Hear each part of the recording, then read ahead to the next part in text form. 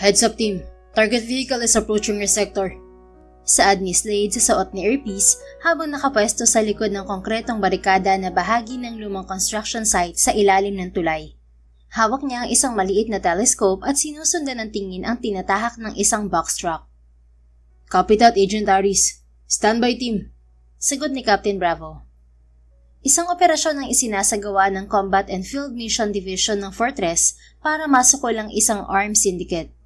Kasama ni Slade sa operasyon ni na Captain Bravo ang team leader ng division, si Agent Libra at Agent Leo na nasa flanking positions, at si Agent Cancer na naka-sniper overwatch mula sa mataas na gusali ilang daang metro ang layo sa pwesto nila.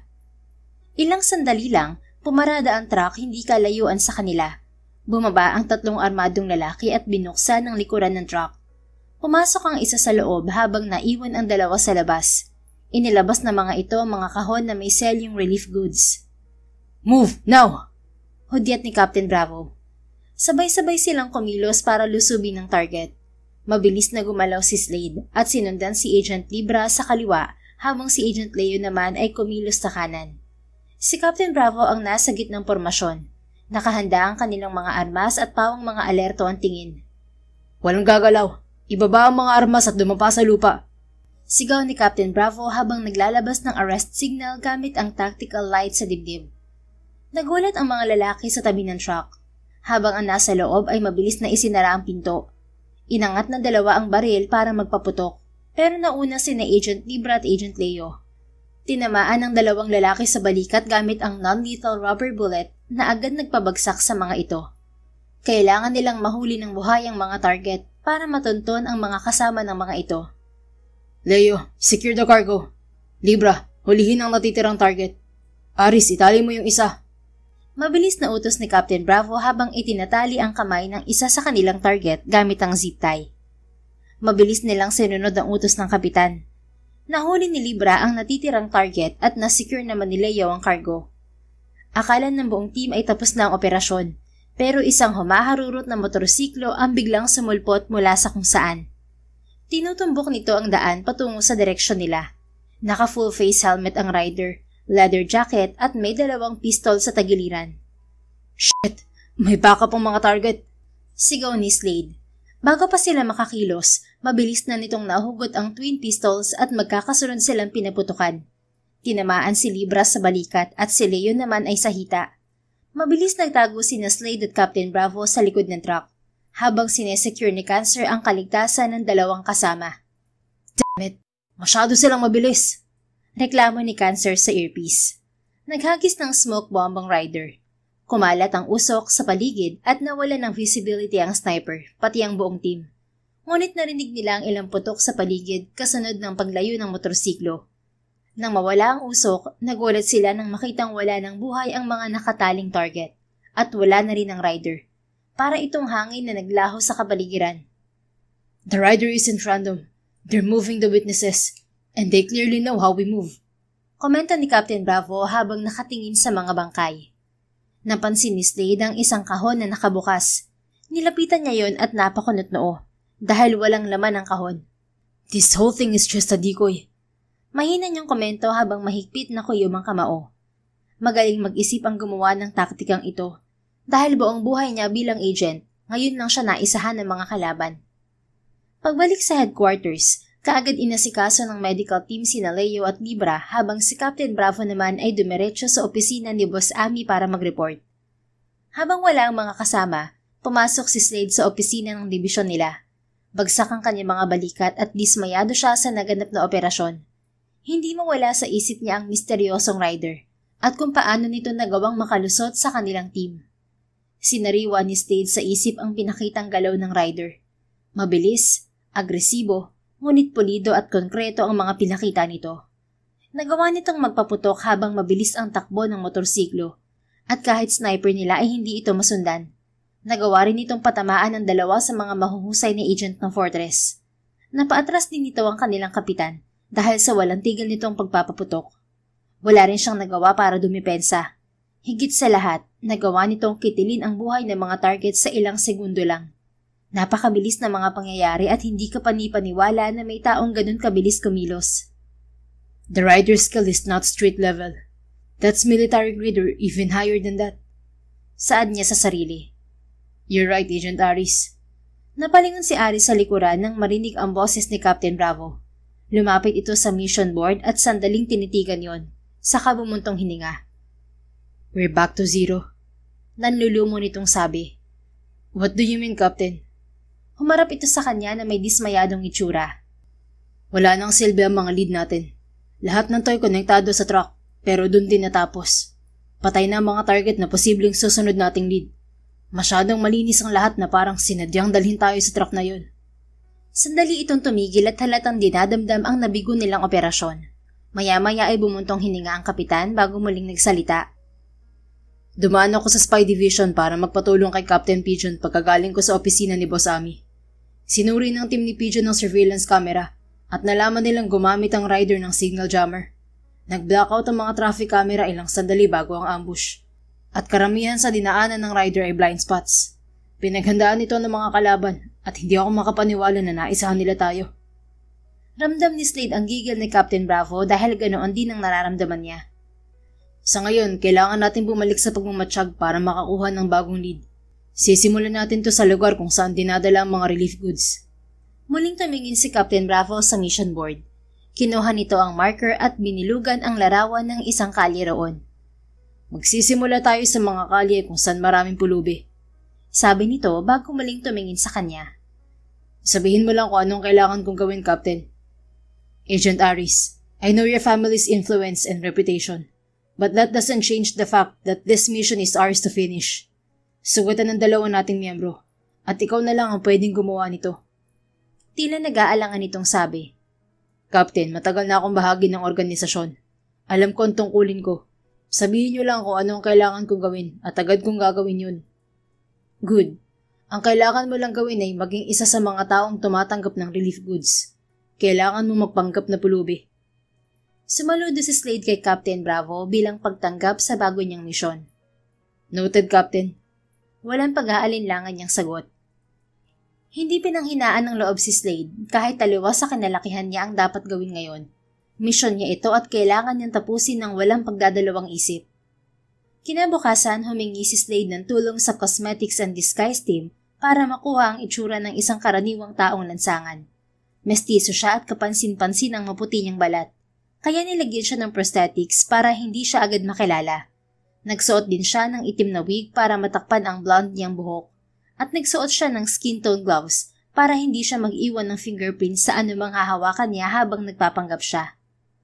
Ayan, okay na. Saad ni Agent Pisces na siyang nag-a-assist kay Slade. Humarap si Slade sa salamin. Ibang-iba na ang itsura niya ngayon, pero kapansin-pansin ang laki at lapad ng matangos niyang ilong. Yun lang ang binago ni Pisces sa mukha niya maliban sa kulay, pero ang laki ng pinagbago ng itsura niya. Tawagan mo agad ako kapag may napansin kang pagbabakbak sa prosthetics mo, Agent Aris. Aayusin natin yan bago pa mapansin ng iba. Pero kung nasa field ka at hindi ka makakabalik agad, gamitin mo muna itong compact kit. May adhesive, alcohol wipes at powder dyan. Pansamantalayang solusyon sa pagbabakbak at sapat na yan para hindi ka mabuking. Muling sabi ni Pisces bago ibigay sa kanya ang compact kit na sinasabi nito. Mas okay yan kaysa sa hyperreal mask. Mas realistic kapag tinitigan ka ng kausap mo. Basta wag lang magbibitak. Paminsan-minsan tumingin ka rin sa salamin. Baka di mo namamalayan, naaagnas ka na pala. Since biglaan tong mission mo, prosthetics ang pinakamabilis natin gawin for your disguise. Isa pa, matagal gawin ng hyperreal mask. Salamat, Pisces. Okay na to. Mukha na akong pulubi. Ang galing mo talaga. You're welcome, Aris. Sige na, babalik na ako sa trabaho. Marami pa kasing pinapagawa si Lady Mahika eh. Alright. Aalis na rin ako para gawin ang mission ko. Good luck. Humiti si Aris kay Pisces bago siya lumabas sa tanggapan ng disguise team. Hindi siya nagsayang ng oras at kaagad niyang pinuntahan ang lugar kung saan siya magsisimula ng pagmamatyag. Pagkarating doon, buong araw lang siyang lakad, upo at tambay sa kalsada habang palihim na kumakalap ng impormasyon sa paligid. Ngunit bigo siyang makakuha sa unang araw niya. Pagsapit ng hating gabi, nagpapasundo si Slade sa driver para umuwi sa mansyon niya. Tapos, ganoon ulit ang gagawin niya kinabukasan pagkatapos i-reapply ni Pisces ang prosthetics niya. Magpapagabi lang siya at uuwi rin sa sarili niyang bahay. Paulit-ulit lang yon hanggang tumagal siya ng 1 linggo. Marami na siyang nakakasalamuhang pulubi at nabibigyan na siya ng ideya tungkol sa relief goods na natatanggap ng mga ito. Slade, kumain muna tayo. May libreng pagkain sa karinderya ni Mang Rene. Halika na. Sabi ni Mang Tiklo, isang pulubi na nakilala niya. Sige po, tama-tama at nagugutom na rin ako.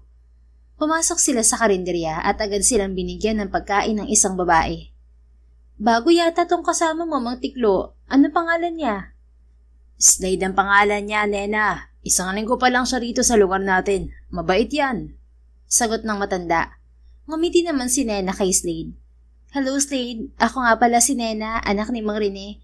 Pumunta ka lang dito sa karinderya namin kapag nagugutom ka. Bibigyan kita ng pagkain. Salamat, Nena. Anya. Mula noon, hindi lang isang beses bumalik si Slade sa karinderya.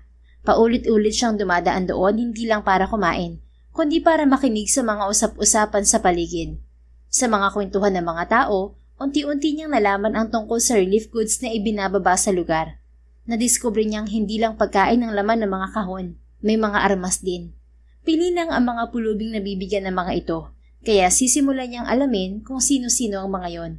Hinala niya ang mga pulubing yon ang courier ng sindikato. Samantala, isang gabi habang naglalakad si Andra, napatingin siya sa isang karinderya. Nalanghap niya ang mabangong amoy ng pagkain mula roon na nagpakalam sa tiyan niya. Isang biskwit lang ang kinain niya buong araw kaya naisipan niya pumasok sa kainan.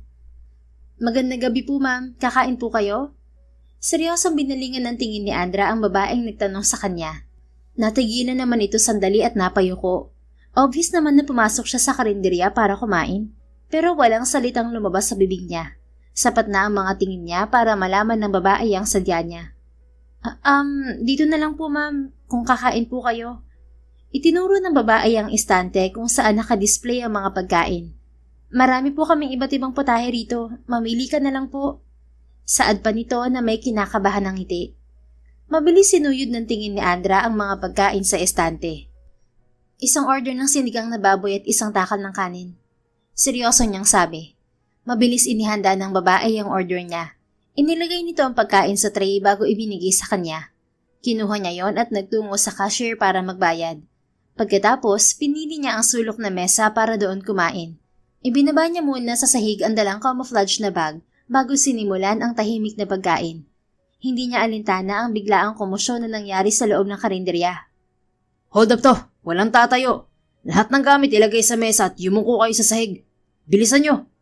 Sigaw ng isang lalaki. Narinig ni Andra ang pag-iyak ng mga kababaihan at mga bata, habang nagmamakaawa naman ng mga kalalakihan. Samantalang siya, patuloy lang sa pagkain at walang pakialam sa nangyayari. Hoy babae! Bing ka ba? Sabing yuko! Hinampas ng lalaki ang mesa ni Andra. Bahagyang tumagilid yon at lumigwak ang sabaw ng sinigang na nasa mangkok. Mabilis niyang inayos ang pwesto ng mangkok at nagpatuloy sa pagkain. Abat, sinusubukan mo ako ah. Kinasa nito ang hawak na baril, pero mabilis kumilos si Andra bago pa nito itutok sa kanyang armas. Mula sa ilalim ng mesa, mabilis siyang sumipa direkta sa tuhod ng lalaki. Napaurong ito at napasigaw sa sakit. Bago pa ito makakilos, nakahawak na siya sa pulsuhan nitong may hawak na baril. Mabilis niyang inikot ang braso nito sabay agaw sa armas. Ilang saglit lang, inihagis niya ang 3 bahagi ng baril sa mesa nang mabilis niyang nakalasyon. Anak ng lintik! Sigaw ng lalaki at nagtangkang sumugod muli. Dinampot ni Andra ang tray sa ibabaw ng mesa sabay hampas dito nang hindi siya umaalis sa pagkakaupo. Tumama yun sa sentido ng lalaki at walang malay itong bumagsak sa sahig. Istorbo. Bali walang bulong niya at muling hinarap ang pagkain. Muling dinampot ni Andra ang kutsara at tinidor. Sasandok pa lamang siya ng pagkain nang sinipa ng isa pang lalaki ang lamesa. Natumba yun at tuluyang natapon ng kanin at sinigang sa sahig. Matigas ang ulo mo babae ha. Gusto mo talaga masaktan ha? Mayabang nasabi ng lalaki. Marahan siyang tumayo at inayos ang mesa. Dinampot din niya ang plato at mangkok na nasa sahig pero muling sinipa ng lalaki ang mesa. Kinakausap kita babae, humarap ka sa akin. Singhal nito sa kanya. Pinaikot ni Andra ang tinidor sa daliri at mahigpit yung hinawakan. Tumingin siya sa lalaki at walang pakundangan itong sinaksak sa balikat. Sinayang mo ang pagkain ko. Walang buhay niyang sabi na nagpasigaw sa lalaki. Ah! Peste kang babae ka! Winasiwas ng lalaki ang hawak na balisong. Bahagyang umatras si Andra para umiwas, bago kinaliwa ng suntok ang pulsuhan nito. Nabitiwan nito ang balisong, pero hindi na niya binigyan ng pagkakataon ng lalaki para bumawi. Mabilis siyang sumugod habang kuyom ang kanang kamao, kasabay ng malakas na suntok sa sikmura nito. Nahigit nito ang paghinga at halos lumuwa ang mga mata sa sakit. Napaatras ang lalaki habang sapo ang tiyan, pero dinukot niya ang ulo nito sabay hampas sa dingding na karinderya. Walang malay rin itong bumagsak sa tabi ng kasama nitong hinampas niya ng tray kanina. Diyan ka lang, huwag kang lalapit. Takot na sabi ng isa pang lalaki. Umayos ng tayo si Andra at mabilis na sinuyod ng tingin ang loob ng karinderya. May 3 pang lalaki na nakatakip ang kalahati ng mukha roon at pawang may mga hawak na patalim. 2 ang nangongolekta ng mga gamit ng customer at ang isa ay nakabantay sa pinto. Tanging siya lamang sa mga customer ang nakatayo. Lahat ng mga ito ay nakasubsob sa ilalim ng mesa at halatang takot na takot sa mga lalaki. Wala akong pakialam sa inyo. Baliwala niyang dinampot ang bag sa sahig at muling sinukbit yun. Naglakad si Andra patungo sa pinto, pero humugot ng baril ang lalaking nakabantay roon. Nagpaputok ito sa paanan niya. Sumigaw ang mga natatakot na customer at mas nagsumiksik sa ilalim ng mesa. Huwag kang gagalaw, kundi sa katawan mo tatama ang susunod kong bala. Paalala nito sa kanya. Kayong 2, tumakas na tayo. Hayaan niyo ng 2 yan. Sabi pa nito sa 2 kasama. Nanatiling nakatayo si Andra. Hinihintay niyang umalis sa mga hold-upper, saka siya aalis. Nawalan na siya ng gana kumain dahil sa mga istorbong ito. Huwag mo kaming susundan, babae. Muling sabi ng lalaki. Tumakbo ang 3 palabas, pero napigilan ang mga ito nang may pulis na nag-aabang doon. Hindi rin nakatakas sa mga ito at tuluyang nadampot ng mga otoridad. Mga engot. Mahina niyang komento. Pumasok ang isang pulis sa karinderya para i-secure ang paligid. Nagpatuloy naman si Andra sa paghakbang para umalis. Nasa pintuan na siya nang makasalubong niya ang isang pulubing lalaki. Nagbanggaan ang mga balikat nila, pero pasimple lang niyang ginalaw ang mga mata para tingnan to. Sa simpleng sulyap, marami agad siyang napansin sa pulubi. Magaan ang mga hakbang nito, kalkulado ang kilos at matigas sa mga balikat. Madungis ang itsura nito pero hindi amoy pawis. Magulo ang buhok pero hindi mamantika na parang araw-araw itong naliligo. Pwede ring peke ang buhok nito. Napangisi na lang si Andra sa napagtanto. Too obvious for a disguise. Bulong niya na siguradong narinig ng lalaki. Samantala, napahinto sa paghakbang si Slade nang marinig ang sinabi ng babae. Lumingon siya rito, pero likuran na lang ng babae ang nakita niya. Pangkaraniwan lang itong tingnan sa suot na simpleng blouse, itim na jeans at combat boots. Pero malinaw niyang narinig ang sinabi nito. Matalas sa mga mata at pakiramdam niya, pero wala akong nararamdamang panganib sa kanya. Mahina niyang sabi at binaliwala muna ang babae. Lumapit na lang si Slade sa may-ari ng karinderya na kausap ng isang pulis. Bang Rene, pwedeng humingi ng pagkain. Hindi pa kasi ako kumakain buong araw eh. Galit naman itong tumingin sa kanya. Hindi mo ba nakikitang nangyari sa karinderya ko, Slade? Na-hold up kami. Kung hindi dahil dun sa babaeng customer, hindi makakatawag ng polis si Nena. Baka natangay ang kita namin buong araw. Mukhang naibalik naman po ang pera nyo at hindi kayo nasaktan. Pahingi na po ako ng pagkain. Pagpupumilit niya. Namula sa galit si Mang Rene pero inawat agad to ni Nena. Itay, ako na po bahala kay Slade. Kausapin mo na lang po ang mga pulis. Sabi nito sa ama bago ngumiti sa kanya. Sa kusina tayo, Slade. Sumunod si Slade kay Nena. Pagdating doon, binigyan agad siya nito ng 2 takal ng kanin at isang mangkok ng sinigang na baboy. Naghain pa ito ng pritong daing na bangus at isang basong coke. Ang dami naman ito, Nena. Baka malugi na kayo sa akin yan. Araw-araw pa naman ako kumakain dito. Ayos lang, Slade. Hindi naman kami nalulugi eh. Sakto lang ang kinikita namin para hindi magsara ang karinderya. Pero kung nakuha ng mga hold-upper ang pera namin kanina, baka ilang araw kami sarado. Kumain ka na. Umupo si Slade sa monoblock chair bago sinimulan ng pagkain. Ano bang nangyari kanina? Usisa niya kay Nena. Bumuntong hininga ito bago sumagot. Napakagulo na ng panahon natin ngayon. Kahit simpleng tao may baril na. Ginagamit nila yun para manlamang sa mga kagaya naming naghahanap buhay ng marangal. Ang tagal na namin dito, pero ngayon lang nangyari to. Patuloy lang sa pagkain si Slade, pero sang-ayon siya sa sinabi ni Nena. Hindi ito simpleng insidente ng pang-hold up lamang, dahil bahagi ito ng mas malawak na problema. Sa ilang linggo niyang pagpapanggap na pulubi, natuklasan niyang dumarami na talaga ang mga armadong sibilyan dahil sa ilegal na bentahan ng mga armas.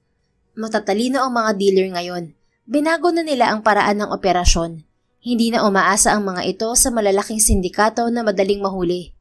Sa halip, ginagamit ng mga ito ngayon ang mga taong kalye bilang courier ng armas. Mabuti na lamang at may isa kaming customer na matapang. Natulungan niya kami kahit parang wala siyang pakialam sa paligid. Muling sabi ni Nena. Ano bang ginawa ng customer niyo? Ang hirap ipaliwanag pero magaling siya makipaglaban. Para siyang action star sa mga pelikula. Ang bilis niyang kumilos at ang lakas niya. Isang suntok lang niya sa hold-upper na milipit agad sa sakit. Tapos mabilis niyang nakalas yung baril ng isang hold-upper. Sandaling napahinto sa pagkain si Slade. Hindi magagawa ng ordinaryong tao ang ganoong bagay. Sigurado siyang may training ang babaeng yun. Hindi lang basta lakas ang kailangan para mapatumba ang armadong hold-upper sa isang suntok. Kailangan dito ng precise na galaw, presence of mind at disiplina. Mga bagay na bihirang taglayin ng mga sibilyan, lalo na kung isang babae. Mabilis niyang nakalas yung baril. Umalingaw sa isip ni Slade ang sinabi ni Nena. Isa pa yun, ang disarming technique ay hindi simpleng bagay. Marami ang sumusubok pero iilan lang ang nakakagawa niyo na walang sablay. Sa Fortress, buwan ang ginugugol nila sa paghasa ng ganoong kasanayan. Nakita mo ba kung anong itsura niya at saan siya pumunta pagkatapos ng insidente? Hindi ko namalayan nang umalis siya, pero nakita ko naman ang itsura niya. Maganda siya sa totoo lang, pero nakakatakot tumingin. Hanggang balikat ang buhok niya, shaggy ang gupit. Tapos nakasuot siya ng simpleng blouse, itim na jeans at combat boots. Biglang tumayo si Slade. Aalis na ako, Nena. Salamat sa pagkain. Nagmamadali niyang sabi. Sandali, Slade. Hindi ka pa tapos kung... Hindi na niya nilingon si Nena. Tumakbo na siya palabas ng karinderya. Kailangan niyang malaman kung sino ang misteryosang customer na yon. Dahil sigurado siyang ito rin ang babaeng nakabanggaan niya sa pinto kanina. Nakapagtataka kung bakit naroon ang katulad nito.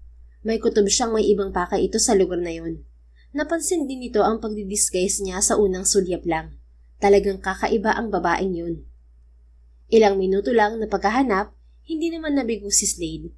Nakita niyang nakaupo sa gilid ng bangketa ang babae. Yakap nito ang bag habang nakapikit. Dahan-dahan siyang lumapit saka tumigil ng 1 metro ang layo sa babae. Pero hindi ito kumilos na parang mahimbing itong natutulog. Ngunit alam niyang nakikiramdam lang din to sa mga kilos niya. Alam kong gising ka, miss. Sabi niya rito. Anong kailangan mo? Sagot nito na hindi nagbabago ang pwesto at nananatiling nakasarado ang mga mata. Wala naman. Nalaman ko kasi ang ginawa mo sa mga hold-upper sa karinderya. Ang daming humanga sa iyo at isa na ako ron. Tagasan ka ba? Bakit napadpad ka rito? Nalukot ang mukha ni Slade nang hindi sumagot ang babae. Sa tingin niya, ganito rin ang pakiramdam ng mga nakakausap niya noon dahil sa tipid niyang magsalita. Sa trabaho lang siya medyo marami ang sinasabi. Pero kapag nasa bahay siya, tipid na tipid ang pagsasalita niya. At ngayon, kailangan niya magsalita ng magsalita para kausapin ang misteryosang babae. Wala ka bang bahay, miss? Bakit dito ka matutulog? Delikadong parting to ng lansangan. Kaya walang nagtitigil dito. Lumipat ka na lang sa ibang lugar. Hindi na naman sumagot ang babae. Bumuntong hininga si Slade bago umupo sa tabi ng babae. Pero sinigurado niyang sapat ang kanilang distansya. Kung sakaling may gagawin tong hindi maganda, makakaiwas agad siya. Pero wala naman siyang nararamdamang panganib dito ngayon. Ako nga pala si Slade. Ano pangalan mo? Wala na naman siyang nakuhang sagot mula sa babae. Hindi man lang ito nagpakita ng kahit na anong reaksyon. Nanatili itong walang kibo habang nakapikit. Pinakiramdaman niya ito sandali, pero mukhang wala itong planong kausapin siya. Tumahimik na lang siya sa pagkakaupo at paminsan-minsan ay tinitingnan ng babae. Hindi niya makita ng malinaw ang itsura nito. Maliban sa malamlam na streetlight, natatakpan din ng buhok ang halos kalahati ng mukha nito. Hindi niya namalayan kung ilang oras na silang tahimik na magkatabi. Hindi niya rin alam kung bakit nanatili siya sa tabi ng babae. Siguro, naiintindihan niya ang pakiramdam ng mag-isa. Mapayapa yun, pero may pagkakataon na nalulungkot din siya. Marahil ganoon din ang pakiramdam ng babae. Miss, gusto mo bang sumama sa akin? May alam ako na pwede mong matuluyan ngayong gabi. Mas ligtas doon kaysa rito. Muli niyang sabi, pero hindi na naman ito sumagot. Kailangan na niyang umalis dahil malapit na dumating ang mga sundo niya. Ngunit na alerto siya nang may naramdamang pagkilos mula sa madilim na parte ng eskinita. Nahagip ng tingin niya ang ilang figura mula roon na dahan-dahang kumikilos patungo sa direksyon nila. Tumayo siya at tiningnan ng babae. Mukhang nakatulog na talaga ito sa gitna ng nagbabantang panganib. Walang silbi ang pagtatago niyo kung nararamdaman ko rin kayo. Seryoso niyang sabi.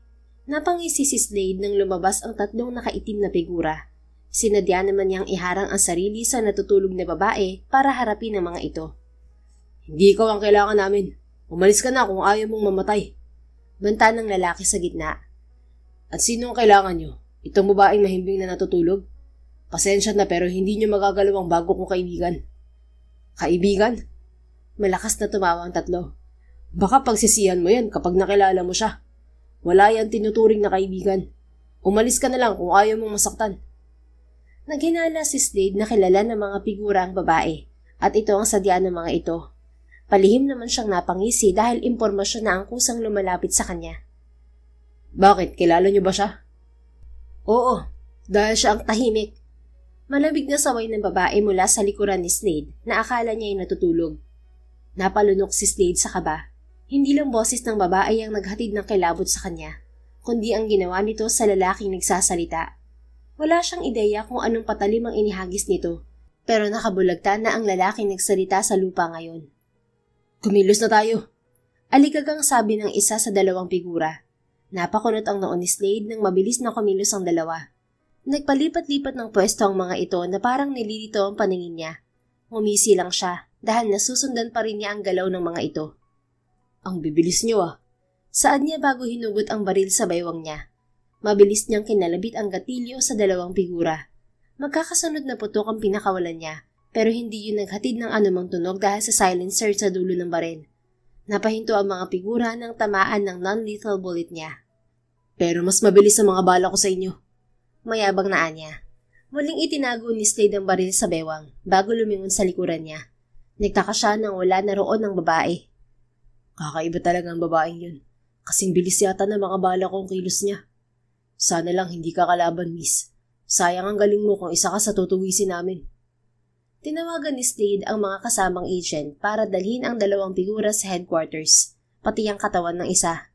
Kahina-hinala ang kilos ng mga ito kaya nararapat lang na dumaan sa masusing investigasyon. Baka may makuha silang mahalagang impormasyon na magbibigay ng panibagong lead sa kanila.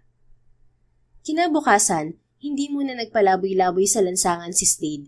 Idinaan ng team nila sa interrogation ang dalawang lalaki, pero hindi nila mapagsalita ang mga ito kahit anong pilit.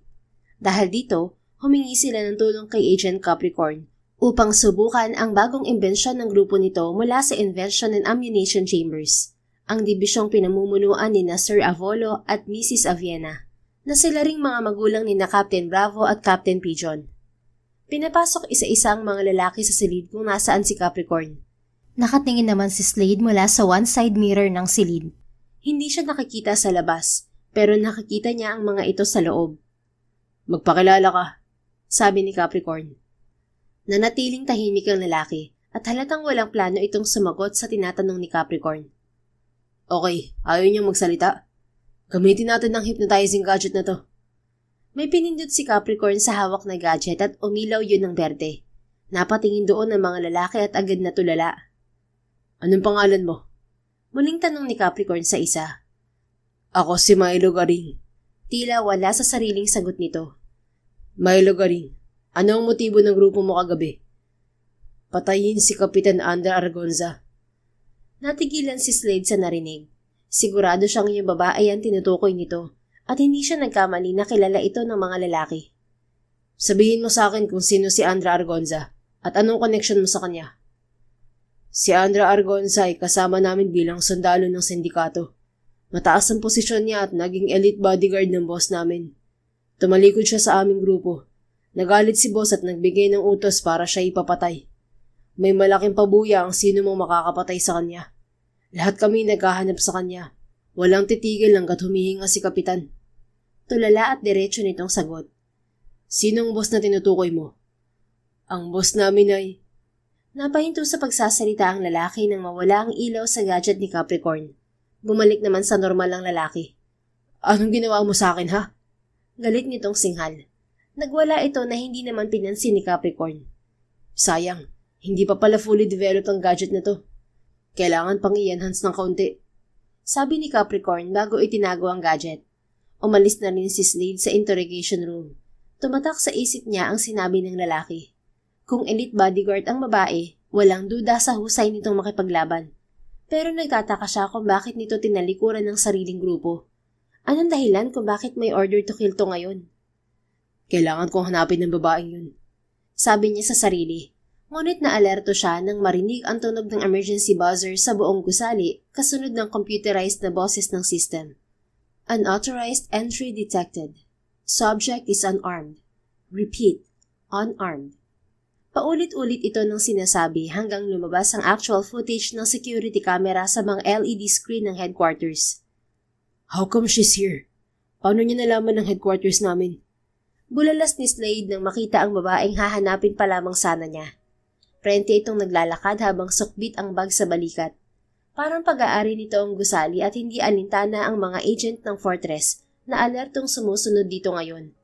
Nagawa pa nitong humika bago umupo sa isang gilid. Sumantal ito sa pader, niyakap ang bag at saka pumikit. What the? Plano lang pala niyang matulog. Bakit pumunta pa siya dito? Pambihirang babae. Tumakbo si Slade para puntahan ng kinaroroonan nito. Naroon na rin ang team niya at ilang matataas na opisyal ng organisasyon. Pare-pareho lang silang naguguluhan sa pakay nito sa headquarters at kung paano nito nagawang mag-trespass sa fortress. Hindi ito ang tamang lugar para matulog ka, miss. Anong kailangan mo rito? Tanong ni Captain Bravo. Kailangan ko makausap ang boss nyo. Sagot ng babae habang nakapikit. Nakakahanga ang pagiging kampante nito at lakas ng loob. Wala pang nakakagawa ng ginawa nito sa fortress. At ngayon na siya nakakita ng taong hindi yata takot mamatay sa pwedeng iparusa dito ng organisasyon nila. I'm the boss you should be talking to. Now tell me, why did you infiltrate my system and trespass inside my headquarters? Seryosong tanong ng kararating lang na si Boss Ami. Nagmulat ng mga mata ang babae, pero eksakto ang tingin nito kay Slade. Kumunot ang noo niya nang mapansin ang bahagyang ngisi sa labi nito, bago tumingin kay Boss Ami. Tumayo ito at binuksan ang bag bago itinaktak ang laman niyon. Kumalat ang maraming pera sa sahig at ilang gadgets. Isa sa mga gadgets ay signal jammer at portable system infiltration. Marahil yun ang dahilan kaya nagawa nitong pasukin ng headquarters. May dala ako na makakatulong sa inyo. Sabi nito bago sinipa ang isang hard drive patungo kay Boss Ami. Bali walang inapakan ni Boss Ami ang hard drive nang hindi inaalis ang tingin sa babae. What is this? Arms Syndicate files. Complete profile from the highest ranks to the lowest, including mine. Inalis ni Boss Ami ang pagkakaapak sa hard drive bago yun patagilid na sinipa patungo kay Captain Pigeon. Check it. Utos ng boss. Noted, boss. Sagot ni Captain Pigeon, na agad na inasikaso ang hard drive. Sinaksak ni Captain Pigeon ang hard drive sa binigay na tablet ni Agent Dolphin. Maya-maya lang ay lumapit ito kay Boss Ami para ipakita ang nilalaman ng hard drive. Confirm, boss. Mahinang sabi ni Captain Pigeon. Humalukip-kip si Boss Ami at marahang naglakad palapit sa babae. Hindi kumilos sa kinatatayuan ng babae, pero nagulat silang lahat nang biglang sumugod si Boss Ami. Nagpakawala ito ng suntok na alam nilang magpapawala sa malay tao ng sino mang tatamaan. Ngunit napasinghap ang lahat ng baliwalang saluhin ng babae ang kamao ni Boss Ami. Impressive. I always admire talent. What's your name? Tanong ng boss na mahahalata ang excitement sa boses. Kabisado na ng Fortress ang isip ni Boss Ami pagdating sa mga taong nakikitaan nito ng potensyal. May posibilidad na maging isang babae sa mga recruited agent ng organisasyon katulad ng dating prinsesa na si Lady Sia. Andra Argonza. Simpleng tugon ni Andra bago nito bitiwan ang kamao ni Boss Ami. So, bakit mo ibinigay sa amin ng mahalagang impormasyon? Kasama ang pera at mga gadget na to. Anong serbisyo na kailangan mo mula sa Fortress, Andra? Kailangan kong kumain at matulog na mahimbing. Alright, it's simple. I'll give you a room here and a free meal in one condition. Hindi nagsalita si Andra, pero halatang naghihintay ito ng sasabihin ni Boss Ami. Join my organization and help us take down the arms syndicate. Akala ni Slade, sina Boss Ami at Lady Sia lamang ang nakakakilabot ngumisi, pero pinagtaasan siya ng balahibo nang makita ang ngisi ni Andra. I won't join another organization, but count me in to take down arms syndicate. Tugon nito sa pinuno ng organisasyon. Well, you have time to change your mind. Ganoon kabilis nangyari ang deal sa pagitan ng dalawang nakakatakot na babae at walang sino man ang nagtanong sa desisyon ni Boss Ami. Malaki ang tiwala ng mga agent dito at alam nilang hindi ito nagkakamali sa mga desisyong ginagawa kahit mukha yung padalos-dalos. Pwede kasing maul si Andra ng ibang samahan na gustong pabagsakin ng fortress. Pero nakapagtataka na mabilis nagtiwala ang boss nila rito. Agents, go back to your work. Andra, come with me.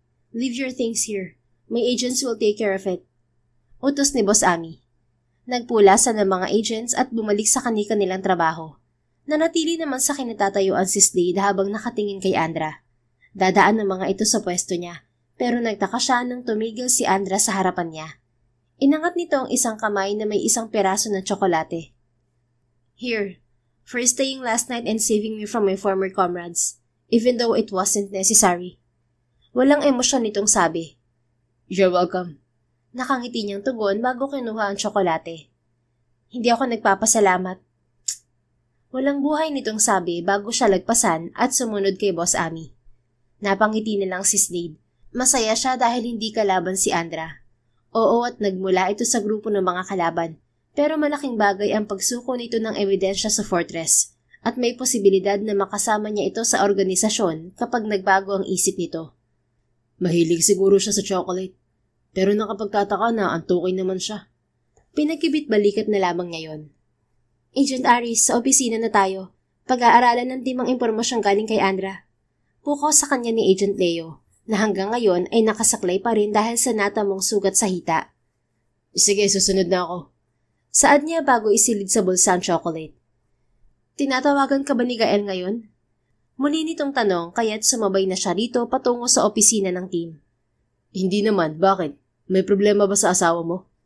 Bumuntong hininga si Karina. Ito ang asawa ng kapatid niyang si Gael at sa pagkakaalam niya, wala namang problema ang dalawa simula nang magpakasal ang mga ito. Bumalik si Karina sa bansa para dito manirahan kasama ang pamilya. Pero mukhang problemado ito ngayon sa asawa. Pinapahanap niya sa mga tauhan ng Mafia Romano ang rider na bumaril sa akin. Hindi ko siya mapigilan dahil galit na galit siya sa rider. Napailing na lang si Slade. Inaasahan na niya yun sa kapatid niya dahil halos ganoon din ang reaksyon ni Agent Arm nang masugatan ng asawa nitong si Libra. Ang kaibahan lang, hindi makakilos si Arm nang walang utos mula sa fortress. Pero hindi si Gael. Magagawa nito ang lahat dahil hindi ito hawak ng fortress. Magkaiba ang organisasyon nila at hindi sila nakikialam sa trabaho ng isa't isa. Kilala ko si Gael. Hindi talaga magpapapigil yun. Hayaan mo na lang. Hindi naman mapapahamak yun eh. At saka, hawak na natin ng impormasyon tungkol sa Arms Syndicate. May posibilidad na malaman din natin kung sino ang rider. Tumango at bahagya itong ngumiti. Pero pareho silang bumalik sa pagkaseryoso nang makarating sila sa opisina ng kanilang team. Naroon na si Agent Libra, Captain Bravo at Agent Cancer. Pawang nakatingin ang mga ito sa digital screen, kung saan nakapaskil ang larawan ni Andra. Hindi ako makapaniwala ng ganito ng achievements niya sa edad na 27. Biruin mo, 5 taong gulang pa lang, sinanay na siya ng mga sindikato para maging sandata. Pinag-aral din siya at pinuno ng maraming kaalaman. Elite siya sa close combat, bihasa sa baril, at walang bakas ng emosyon sa laban. Parang nilikha siyang pumatay. Hindi na ako magtataka kung bakit siya ang naging elite bodyguard ng Big Boss. Namamanghang sabi ni Cancer. Nakakamangha ang husay ni Andra, pero nakakaawa pa rin siya. Imagine kung anong klase ng kabataan ang pinagdaanan niya. Ang iniisip niyang pamilya ay siya rin pumatay sa pagkatao niya. Nakakalungkot na pinagdaanan niya ang lahat ng to. Napakawalang puso ng sindikatong yan. May simpatyang komento ni Libra. Huwag muna tayo mag-focus kay Andra. Focus muna tayo sa Big Boss. Saad ni Captain Bravo bago nito inilipat ang larawan sa isang profile. Natigilan si Slade. Pamilyar siya sa larawan ng matanda kahit nakasuot ito ng 3-piece suit at hindi siya maaaring magkamali. Siya si Nathaniel Tolentino alias Mang Tiklo, ang big boss ng Arms Syndicate. Pahayag ng kapitan. Naikuyom ni Slade ang mga kamay. Matagal na pala niyang nakakasama ang big boss ng sindikato, pero wala siyang ideya na ito yun. Katulad niya, nagpapanggap din itong pulubi at masasabi niyang magaling magpanggap ang matanda. Hindi man lang niya nahalata na may kakaiba rito. Ito naman ang lower contact ng big boss. Pagpapatuloy ni Captain Bravo bago ilipat ang larawan. Hindi alam ni Slade kung saan siya mas nagulat, sa big boss o sa lower contact nito. Dahil ang nasa larawan ay ang mag-ama ni Mang Rene at Nena sa harapan ng karinderya ng mga ito. Ayon sa impormasyon dito, ang karinderya ang karaniwang drop-off ng relief goods. Ang mag-amang to na mamahagi ng mga kahon at ang ilan sa mga pulubing pinapakain nila ang ginagawang courier. Kasama sa operasyon nila ang pagpapakain sa mga pulubi para makakuha ng mga bagong tauhan. Si Mang Tiklo naman ay madalas na magpanggap na ordinaryong tao para malaman ang galaw ng kanilang mga tauhan. Paliwanag ni Captain Bravo. Damn it, I'm with them all this time. Hindi ko man lang nahalata ang ginagawa nila. Naiinis niyang sabi. Pinagdududahan na tuloy niya ang sarili niyang kakayahan bilang agent. Kung mabilis silang mabuko, hindi tayo mahihirapan ng ganito, Agent Aris. Natural lang na magaling silang magtago dahil hindi pa natin malalaman ang katauhan nila kung hindi dumating si Andra. Malaki ang tulong niya sa misyon natin. Saad ni Captain Bravo. Tama si Captain Agent Aris. Mabuti at kilala mo na sila. Hindi na tayo mahihirapan hanapin pa sila. Segunda ni Cancer. Planuhin na natin kung paano mahuhuli ang Big Boss. Huwag natin sayangin ang impormasyong binigay ni Andra. Kailangan nating matapos ang misyon sa lalong madaling panahon. Anunsyo ni Captain Bravo at pinagtuunan na nila ng pansin ang pagpaplano. Ilang araw ang ginugol nila para pag-aralan ang pag-ikot ng operasyon ng sindikato. Mula sa pagkuha ng mga armas sa pantalan, pagdiskarga sa warehouse, pagre-repack sa kahon ng relief goods, at pagde-deliver ng mga truck sa drop-off location. Sa kabuuan ng plano, malaki ang papel na gagawin ni Andra. Samantala, lumabas ng quarter si Andra para pumunta sa cafeteria. Kakain na siya ng hapunan, tapos babalik na uli siya sa inookupang silid sa loob mismo ng Fortress Headquarters. Ilang linggo na siya roon, pero kahit isa sa mga agent, hindi nagtatangkang lumapit o kausapin siya. Wala rin naman siyang intensyang makipag-usap sa mga ito matapos ang buwis buhay niyang pagpasok sa Fortress. Alam niyang ligtas siya rito mula sa mga dati niyang kasama. Masyadong madami ang gustong pumatay sa kanya, kaya magtatago lang muna siya pansamantala. Pagdating sa cafeteria, kumuha ng pagkain si Andra sa buffet table at piniling umupo sa pinakasulok na mesa. Tahimik siyang kumakain nang may umupo sa bakanting upuan sa harapan niya. Okay lang naman kung sasabayan kita sa pagkain, di ba? Tanong ng lalaki. Hindi na nag-abalang tumingin o sumagot si Andra. Kilala na niya ang lalaki dahil ito lang naman ang malakas ang loob na lumapit at makipag-usap sa kanya. Hindi siya nagkamali na nakadisguise ito nang makabanggaan niya sa karinderya. Una pa lang, naghihinala na siyang hindi ito totoong pulubi. Akala pa niya ay isa ito sa mga gustong pumatay sa kanya.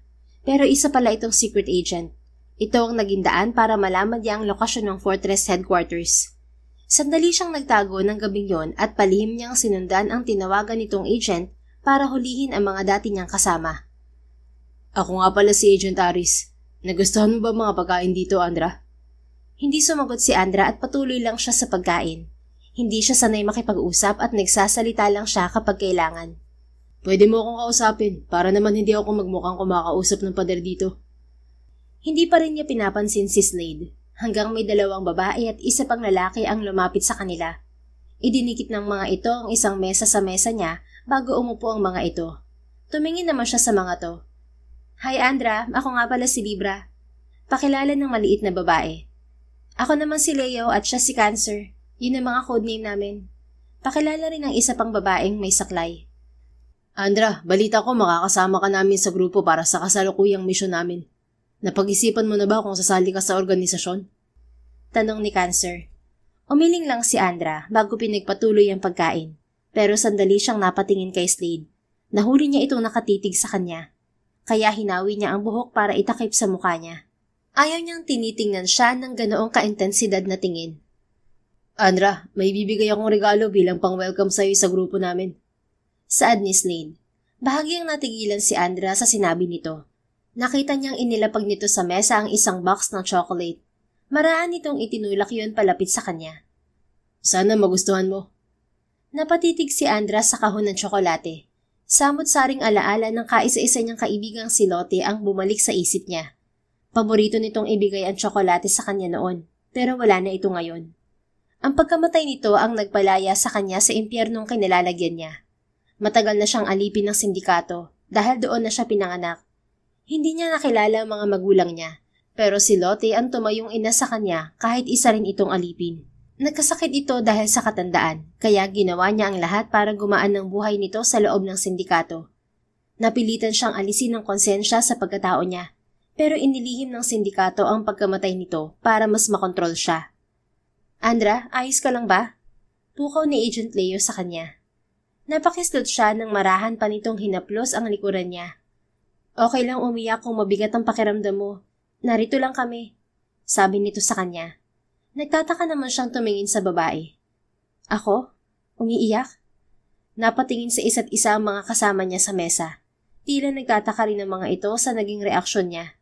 Hinawakan naman ni Agent Leo ang pisngi niya. Bahagya siyang napaatras, pero pinakita nito ang basang palad sa kanya bilang kumpirmasyon na umiiyak talaga siya. Kung kailangan mo ng kaibigan, narito lang kami. Kaibigan mo na kami simula ngayon. Saad naman ni Libra. Kaibigan? Nagtitiwala kayo sa akin? Seryoso niyang tanong sa kamarahang pinunasan ng palad ang pisngi niya. Hindi ito ang unang beses na umiyak siya nang hindi niya namamalayan, pero ito ang unang beses na lumuha siya na may nakakakita sa kanya. Oo naman, kailangan nating magtiwala sa isa't isa dahil simula ngayon, iisa na ang layunin natin. Magkakampi na tayo. Sagot ni Cancer. Magagawa niyo ba akong pagkatiwalaan kapag nalaman niyong ako ang rider na bumaril sa inyong dalawa? Tukoy niya sa dalawang babae. Lihim na napangisi si Andra nang makita ang gulat sa ekspresyon ng mga ito, lalo na sina Libra at Leo. Natahimik naman si Cancer, pero iba ang pinapakitang ekspresyon ni Slade. Parang nakokonsensya ito habang nakatitig sa kanya, bago titingin sa tsokolating binigay nito. Wala pang tumitingin sa kanya na ganoon, dahil walang sino man ang makokonsensya kapag nasaktan siya.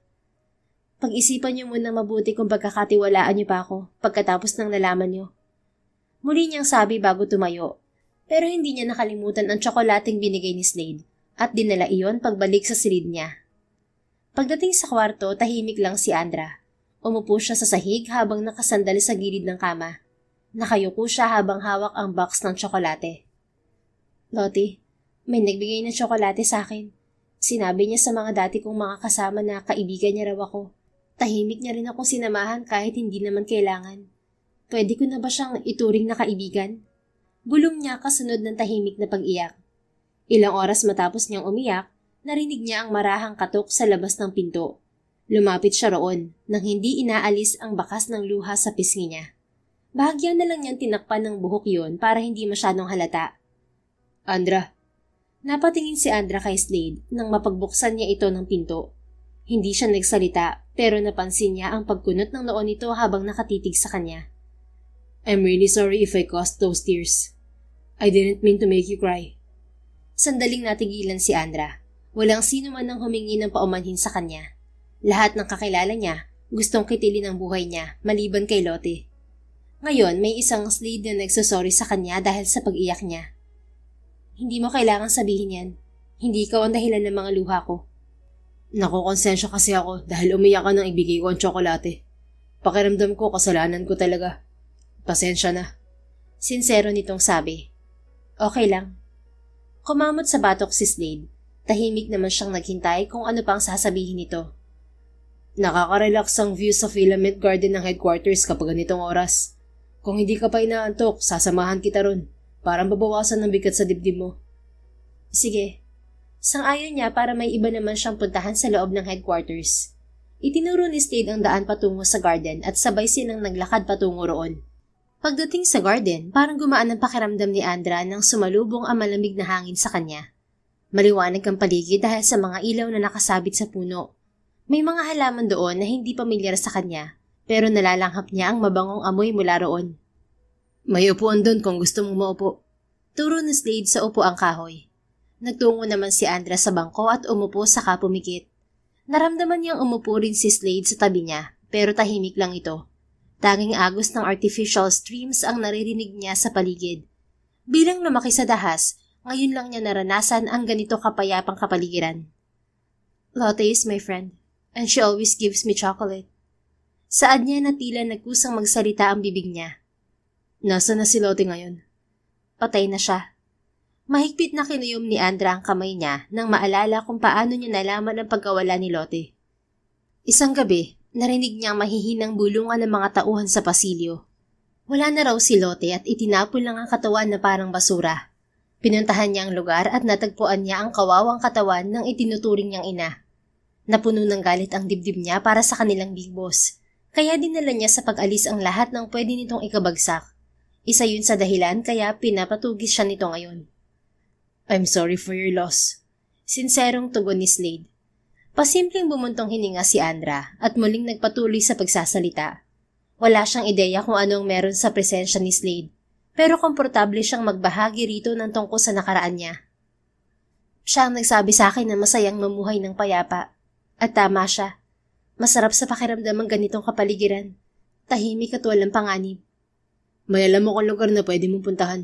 Kung gusto mo ng maganda, tahimik na paligid. Nagmulat ng mga mata si Andra at bahagyan tumingin kay Slade.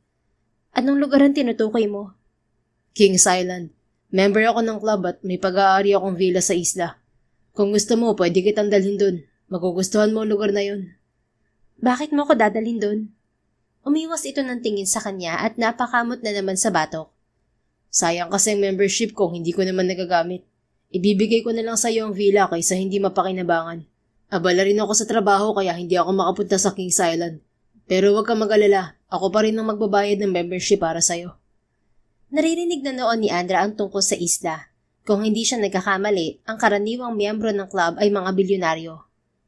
You're not just an ordinary agent pretending to be a beggar, right? Tanong niya kay Slade. Lumingon ito sa kanya saka umiti. Nice, you know my disguise. Hindi na nakapagtataka yun. Matalas sa mga mata mo eh. So there's more behind your disguise?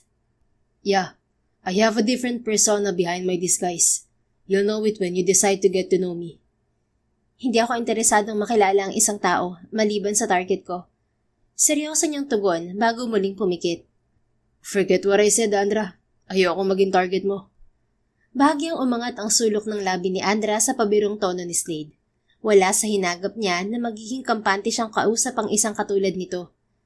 Hindi niya kailangan maging alerto dahil pakiramdam niya walang masamang mangyayari sa kanya kapag kasama ito. I want to sleep here. You can go home. Maya-maya ay sabi niya habang nakapikit pa rin. I'll just stay here. I won't disturb you. Get some rest, Andra. Kung dati, nakapikit lang siya na mukhang natutulog, pero ang totoo, nakikiramdam lang siya sa paligid.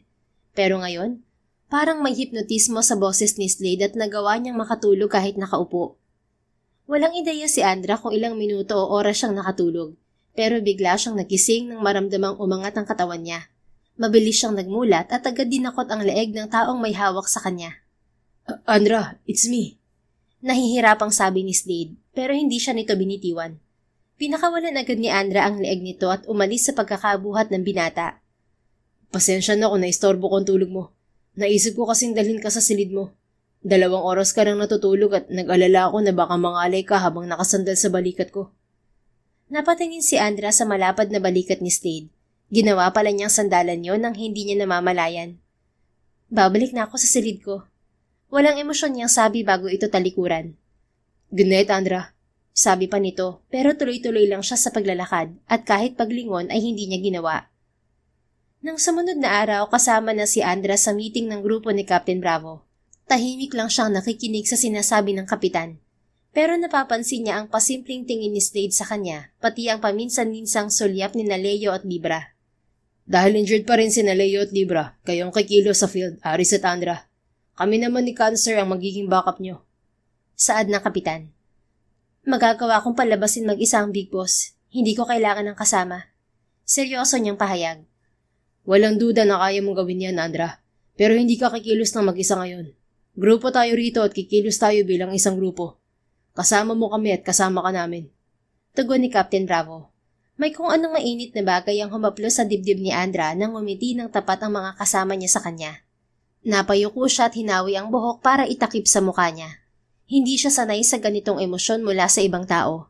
dahil nasanay siya sa galit o mapagkunwaring ngiti ang ibinibigay sa kanya. Ako ang rider na nakaengkwentro niyo, Kapitan. Mahina niyang pag-amin. Nakokonsensya pa rin siya sa bagay na yon, ngunit wala siyang magagawa dahil inutos sa kanyang tugisin ang humaharang sa operasyon ng Arms Syndicate. Trap lang ang box truck sa ilalim ng tulay para makilala niya ang mga kalaban. Pero hindi niya ibinigay ang impormasyon sa Big Boss nang malaman niyang patay na si Lotte. Bukal ba sa kalooban mo na gawin yun? Tanong ni Captain Bravo. Yes, I need to do that, just to keep someone breathing. You were forced to do it, Andra. Napaangat ang tingin ni Andra kay Slade. It doesn't mean you truly want it. Nakangiti nitong dugtong. Comforting ang ngiti nito, pero hindi maiaalis niyon ang katotohanan sa pagkatao niya. You don't understand. I'm a highly trained syndicate soldier. I was born to be a monster, and I've been trained to kill. Yun ang kapalit ng pagbibigay nila sa akin ng kaalaman, pagkain at maayos na tirahan. Monster have no conscience, no heart, and they don't cry. You're not a monster, Andra. Wala ka lang ibang choice kundi ang sumunod sa utos. Mahinahong paliwanag ni Slade. Umiiyak ako dahil namatay ang kaisa-isang tao na pinahahalagahan ko. Pero hindi ibig sabihin nun ay mabuburan niyon ang kasalanan ko. Tumayo si Agent Leo at nagulat si Andra nang bigla na lang siyang niyakap ng babae. It was all in the past, Andra. Nawalan ka ng isang tao, pero marami kaming papalit sa kanya. Hindi man namin siya mapalitan sa puso mo, pero sigurado ako hindi ka na nag-iisa simula ngayon. Sabi nito na marahan pa siyang hinahaplo sa likod. Isa pang yakap ang naramdaman niya mula kay Libra. Tabik naman sa balikat ang ibinigay ni Cancer sa kanya habang nakangiti lang si Captain Bravo at si Slade. Hinawakan nito ang kamay niya. We are family now, Andra. Nakangiting sabi ni Slade habang mahigpit na hawak ang kamay niya. Parang humaplos ang mainit nitong kamay sa puso niya. Uminit ang sulok ng kanyang mga mata sa pagtanggap ng mga ito sa kanya. Pasensya na sa natamo niyang sugat, Leo, Libra. It's fine, Andra. Malapit na rin itong gumaling. Saka hindi mo naman kami pinatay. Hindi ko talaga ginawa. Alam ko rin naman na ginagawa niyo lang ang trabaho niyo. Sapat nang ang target lang ang puruhan ko. Pero kung gugustuhin mo, pinuruhan mo rin sana kami noon. Saka mabuti na rin at sinabi mo agad na ikaw ang rider na bumaril sa akin. Pinaliwanag ko na sa asawa ko ang lahat para tumigil na siya sa paghahanap sa'yo. Baka kasi magkasakitan pa kayong dalawa. Masasaktan ako dahil pareho ko kayong pamilya. Tugon ni Leo na marahang dumistansya sa kanya. Okay team, bumalik na tayo sa pinag-uusapan natin. Pagkuha ni Captain Bravo sa atensyon nila. Bumalik sa dating pwesto ang lahat, pero si Slade ay nanatili sa tabi niya. Hawak pa rin ito ang kamay niya kaya napilitan siyang bawiin yon. Sorry, alam kong mahirap sa'yo ang magtiwala. Gusto ko lang maramdaman mo na hindi ka nag-iisa. At saka ang komportable kasing hawakan ng kamay mo, Andra. Bulong nito habang nagsasalita si Captain Bravo. Hindi pinansin ni Andra ang sinabi ni Slade at itinuon na lamang ang atensyon sa sinasabi ng kapitan. Ngunit hindi niya napigilan ang pasimpleng pagngiti. Hindi man lang pumasok sa isip niya na may magsasabing komportableng hawakan ng kamay niya. Hindi niya alam kung ilang beses gumawa ng kasamaan ng mga kamay niyang to. Pero dahil sa sinabi ni Slade, pakiramdam niya ay malinis yun. Lotte, nakakita ako ng bagong kaibigan na hindi tumitingin sa nakaraan ko. Hindi siya nag-iisa dahil marami sila. May matatawag na akong pamilya ngayon maliban sa'yo. Sabi niya sa isip. Hindi mawala ang kasiyahan sa puso ni Andra habang kasama ang bago niyang pamilya. Nang araw ding yun ay nabuo nila ang planong paghuli kay Mang Tiklo. At tulad ng sinabi ni Captain Bravo, sila ni Slade ang kikilos sa field. Lumipas sa mga araw, palaging magkasama sina Slade at Andra sa kalye kung saan sila unang nakita. Ang lugar na yun ang tinututukan nila dahil doon madalas magpakita si Mang Tiklo. Nakadisguise pa rin si Slade bilang pulubi, pero walang kahit na anong disguise si Andra. Ginusto rin yon ng dalaga para mas madali itong makita ng matanda. Ito ang nagsilbing pain sa operasyon nila. Habang lumilipas sa mga araw, nagkaroon na rin ng hindi maipaliwanag na koneksyon sa pagitan nila. Madalas silang tahimik, pero sapat na ang simpleng mga tingin, pag-upo ng magkatabi, at makahulugang senyas para maunawaan at magtiwala sila sa isa't isa. Slade, may sumusunod sa atin. Bulong ni Andra habang naglalakad sila sa isang eskinita. Yeah, kanina ko pa sila nararamdaman. Hindi sila armado dahil wala silang ginagawa para paputukan tayo. Naghihintay lang sila ng tamang pagkakataon para umatake. Tama ka, wala silang baril. Mga pipitsuging bayaran lamang ang mga yan na nagpapanggap na pulubi. Nasa kalagitnaan sila ng eskinita nang mapansin ni Slade ang isang lalaki na palihim na lumalapit mula sa likod ni Andra. May hawak itong patalim at mabilis ang mga hakbang. Sa isang iglap, hinila niya si Andra palayo at mabilis na umikot para harapin ang paparating na kalaban. Malakas siyang sumipa at tumama sa tiyan nito. Tumilapon ng lalaki at gumulong sa semento bago sumalpok sa pader.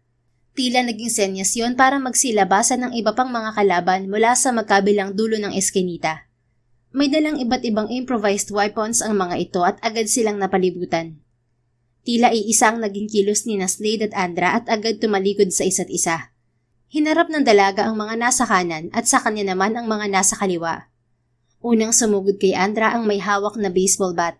Umiwas ang dalaga sa palo at mabilis sinipa ang braso ng kalaban, dahilan para mabitiwan nito ang sandata. Kaagad yung kinuha ng dalaga saka pinaikot para tamaan ang panga ng isa pang umaatake. Sa kabilang banda, nagpakawala ng low kick si Slade at sinapol ang tuhod ng kalaban, dahilan para mapaluhod ito. Pagbagsak ng kalaban, mabilis siyang umikot. Dinampot niya ang baseball bat na nasa lupa at ginamit yung pangharang sa paparating na palo ng isa pa. Nagpatuloy ang laban. Bawat pag-atake ay sinusuklian nila ng sabay na depensa at kontraopensa. Sa bilis ng kanilang mga galaw, tanging maririnig na lang ay daing ng mga kalaban at malalakas na pag-atake ng dalawa. Maya-maya, lumingon si Andra kay Slade. "Slade, umiwas ka!" Sigaw nito. Nagulat si Slade nang makita ang baseball bat na ibinato ni Andra sa direksyon niya. Mabilis siyang yumuko, kasunod ng daing ng isang kalaban na hindi niya napansin sa likuran. Ngumiti siya kay Andra. "Thanks," saad niya. Pero agad din niyang napansin ang isa pang kalabang patakbo sa blind spot ni Andra. Hindi na nagdalawang isip si Slade. Tumakbo siya palapit kay Andra, tumapak sa pader at hinagis ang sarili patungo sa kalaban. Sa ere pa lang, itinaas na niya ang hawak na baseball bat. Kasabay ng pagbagsak niya ay pagpalo sa ulo ng kalaban na muntik na sanang umatake sa likuran ng dalaga. Nilingon siya ni Andra. "Nice move." Wika nito na may bahagyang hingal sa tagal ng kanilang pakikipaglaban. "Easy." Proud yan tugon sabay kindat sa dalaga. Napailing si Andra, pero napansin ni Slade ang tipid ng ngiti sa labi nito. Tila nagbigay yon ng panibagong lakas sa kanya at mas mabilis siyang kumilos para pabagsakin ng iba pang mga kalaban. Hindi nagtagal, nakahadusay na ang mga kalaban sa kahabaan ng eskinita. Magkasabay silang napasandal sa magkaibang bahagi ng pader at parehong habol-habol ang paghinga. "Okay ka lang?" Tanong ni Slade na hinihingal pa rin. "Okay lang ako. Ikaw, mukhang matibay ang pagkakagawa ng prosthetics mo. Hindi man lang nasira." "Siyempre, magaling ang gumawa nito eh. Di ko rin hinayaang tamaan nila ang gwapo kong muka. May lakas pa rin ako para lumaban kung may susunod pa." Biro niya na may ngiti sa labi. Ngunit ang biro niya ay biglang nagkatotoo. Isang grupo ng kalalakihan ang dumating. Alerto silang tumayo at nagtabi ni Andra upang harapin ang mga bagong dating. "Wait, anong ginagawa ng kapatid ko rito?" Saad ni Slade nang makita si Gael sa gitna ng grupo. "Sino sa kanilang kapatid mo?" "Yung nasa gitna na kasing gwapo ko na nakasuit. Asawa siya ni Agent Leo. Hindi pa yata siya tumitigil sa paghahanap sa'yo kahit napaliwanagan na siya ng asawa niya." "Gwapo nga. Sige, haharapin ko siya." "No." Mabilis niyang pinigilan sa braso si Andra. Bahagya niya itong inilagay sa likuran habang siya ang humarap sa grupo ni Gael. "Bakit narito ka, Gael?" Seryoso niyang tanong sa kapatid nang makalapit ito. Tumitig si Gael sa kamay ni Slade na nakahawak kay Andra. Sandali itong tumigil, saka muling tumingin sa binata. "You're dealing with a dangerous enemy, Slade, and I was worried about my sweet candy. That's why I'm here." Tugon nito. "Injured pa ang asawa mo at hindi siya maaaring kumilos sa field. It all happened because of her." May galit nitong sabi habang matalim na nakatingin kay Andra. "I'm warning you, Gael. Don't you dare touch her." Tumigas ang ekspresyon ni Slade. Nagsukatan sila ng seryosong titig ni Gael. Walang sino man ang gustong magpatalo sa kanila. Nauunawaan niya ang galit nito dahil sa nangyari sa asawa, pero hindi niya hahayaan na saktan nito si Andra. "Babayaran ko kung ano man ang inutang ko." Singit ni Andra. Napalingon si Slade sa dalaga. Inalis nito ang pagkakahawak niya at walang takot na umabante para harapin si Gael. "Andra!" Hindi na ituloy ni Slade ang sasabihin ng magsalita si Andra. Raise your gun and shoot me. Seryoso nitong sabi kay Gael. Ngumisi si Gael at walang pagdadalawang isip na hinugot ang baril. Mabilis nitong kinasayon bago itinuto kay Andra. Kusang kumilos ang katawan ni Slade. Mahigpit niyang niyakap si Andra. Ginawa niyang panangga ang sarili sa pagitan ng baril at ng dalaga.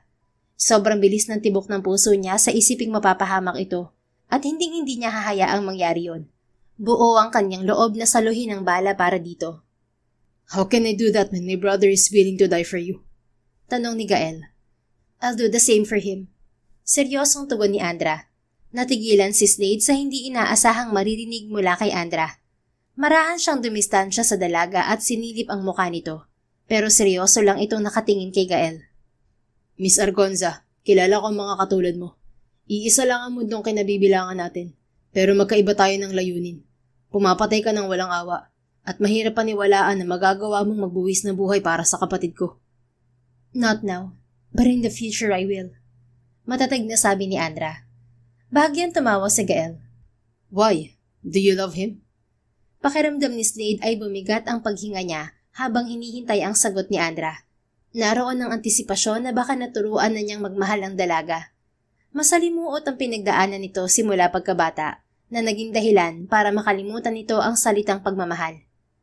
If love means loyalty, then there's no doubt, I love him. Walang paligoy-ligoy nitong sagot. Nakagat ni Slade ang sariling labi para pigilan ang kanyang ngiti. Para sa kanya, mas higit pa sa pagmamahal ang salitang loyal dahil mananatili si Andra sa tabi niya kahit ano pang mangyari sa hinaharap. Sorry brother, kung puputulin ko ang kasiyahan mo. Normal sa mga katulad ni Argonza na ibigay ang loyalty sa taong gusto nilang protektahan. Pero hindi ibig sabihin ay nakakaramdam na sila ng pagmamahal.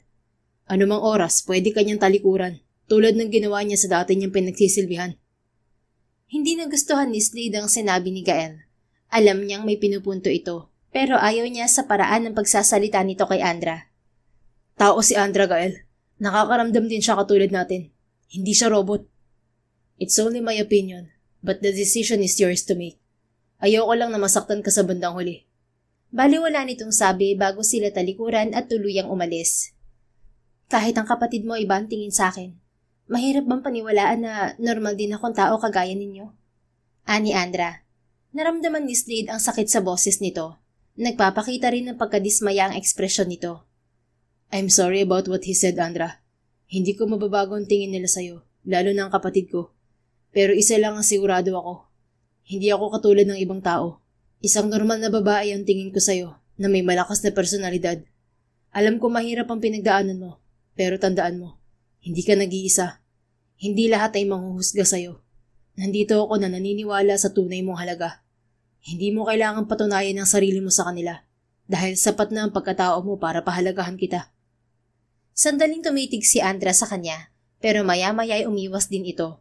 May dinukot ito sa bulsa bago kinuha ang kamay niya at inilagay roon ng isang peraso ng tsokolate.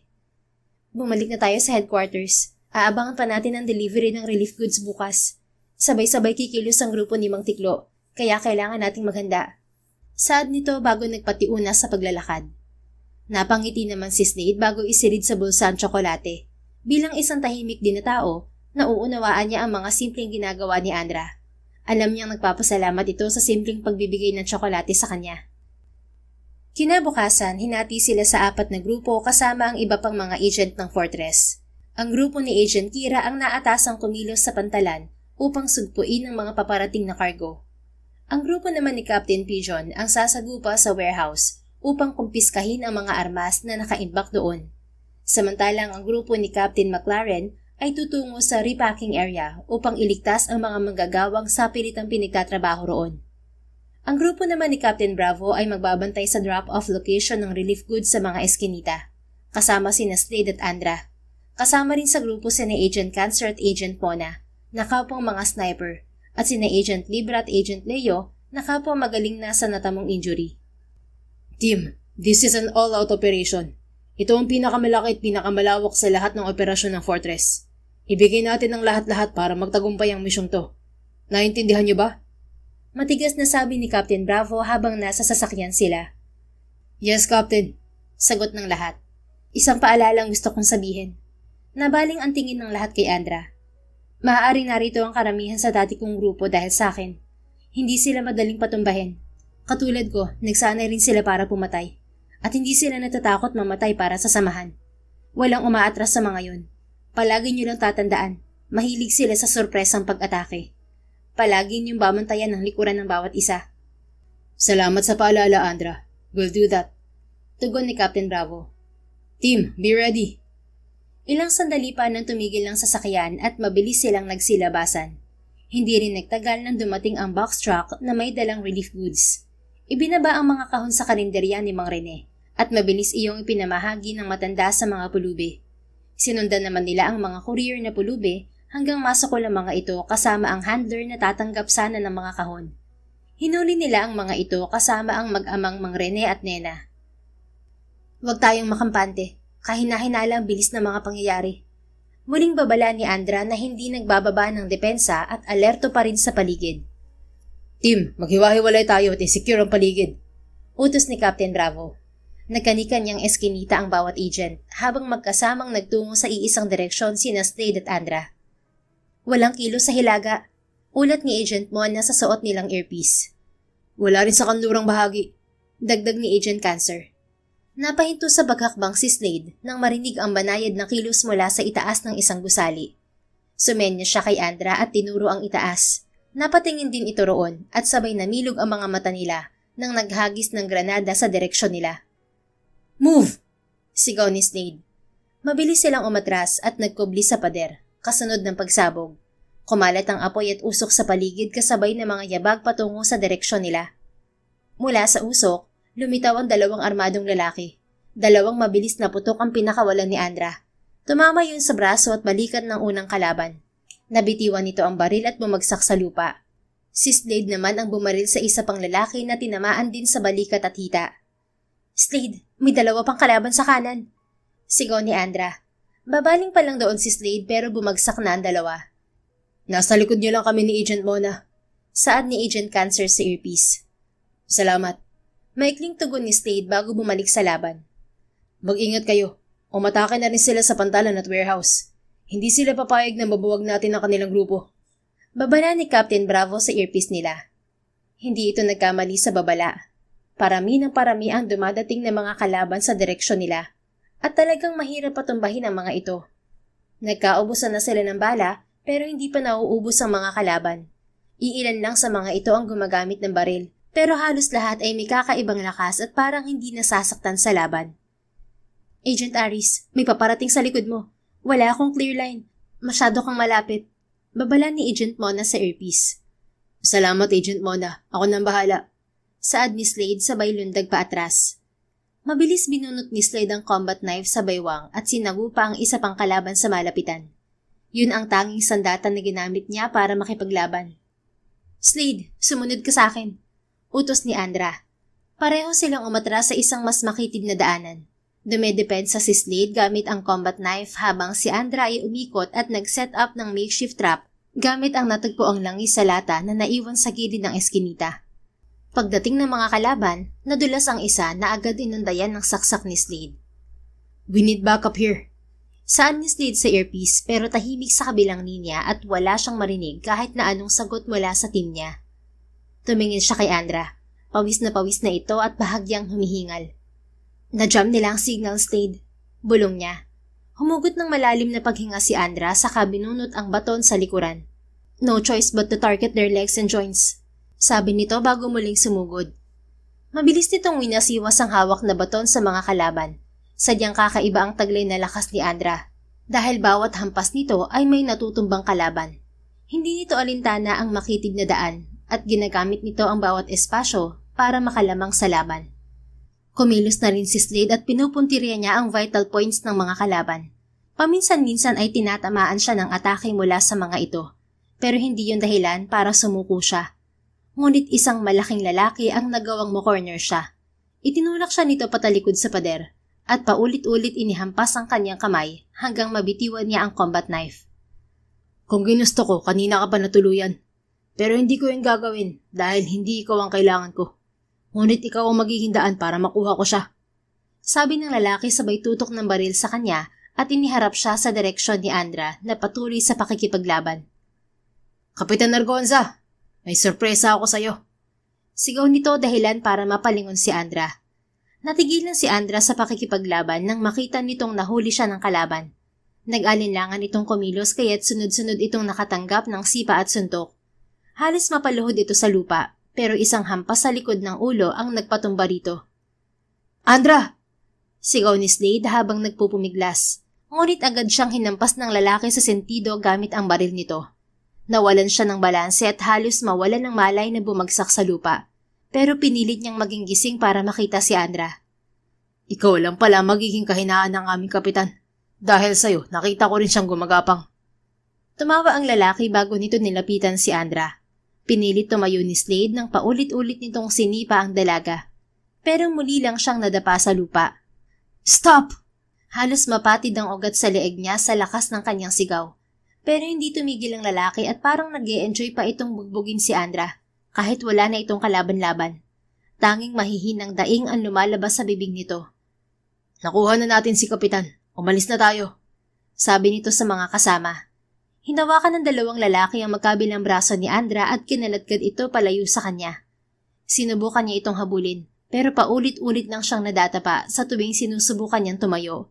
Hanggang kusang bumagsak ang katawan niya sa panghihina at unti-unting dumilim ang paningin niya. "Andra, I promise you, I won't stop until I find you again." Pangako niya bago tuluyang sinakop ng dilim ang kamalayan niya. Nawalan ng malay si Slade ng mahigit isang araw bago siya magising sa Fortress Hospital. Pagmulat ng mga mata niya, agad niyang nakita si Captain Bravo sa tabi ng kama. Nakabrace ang isang braso nito at may mga galos at pasa sa muka.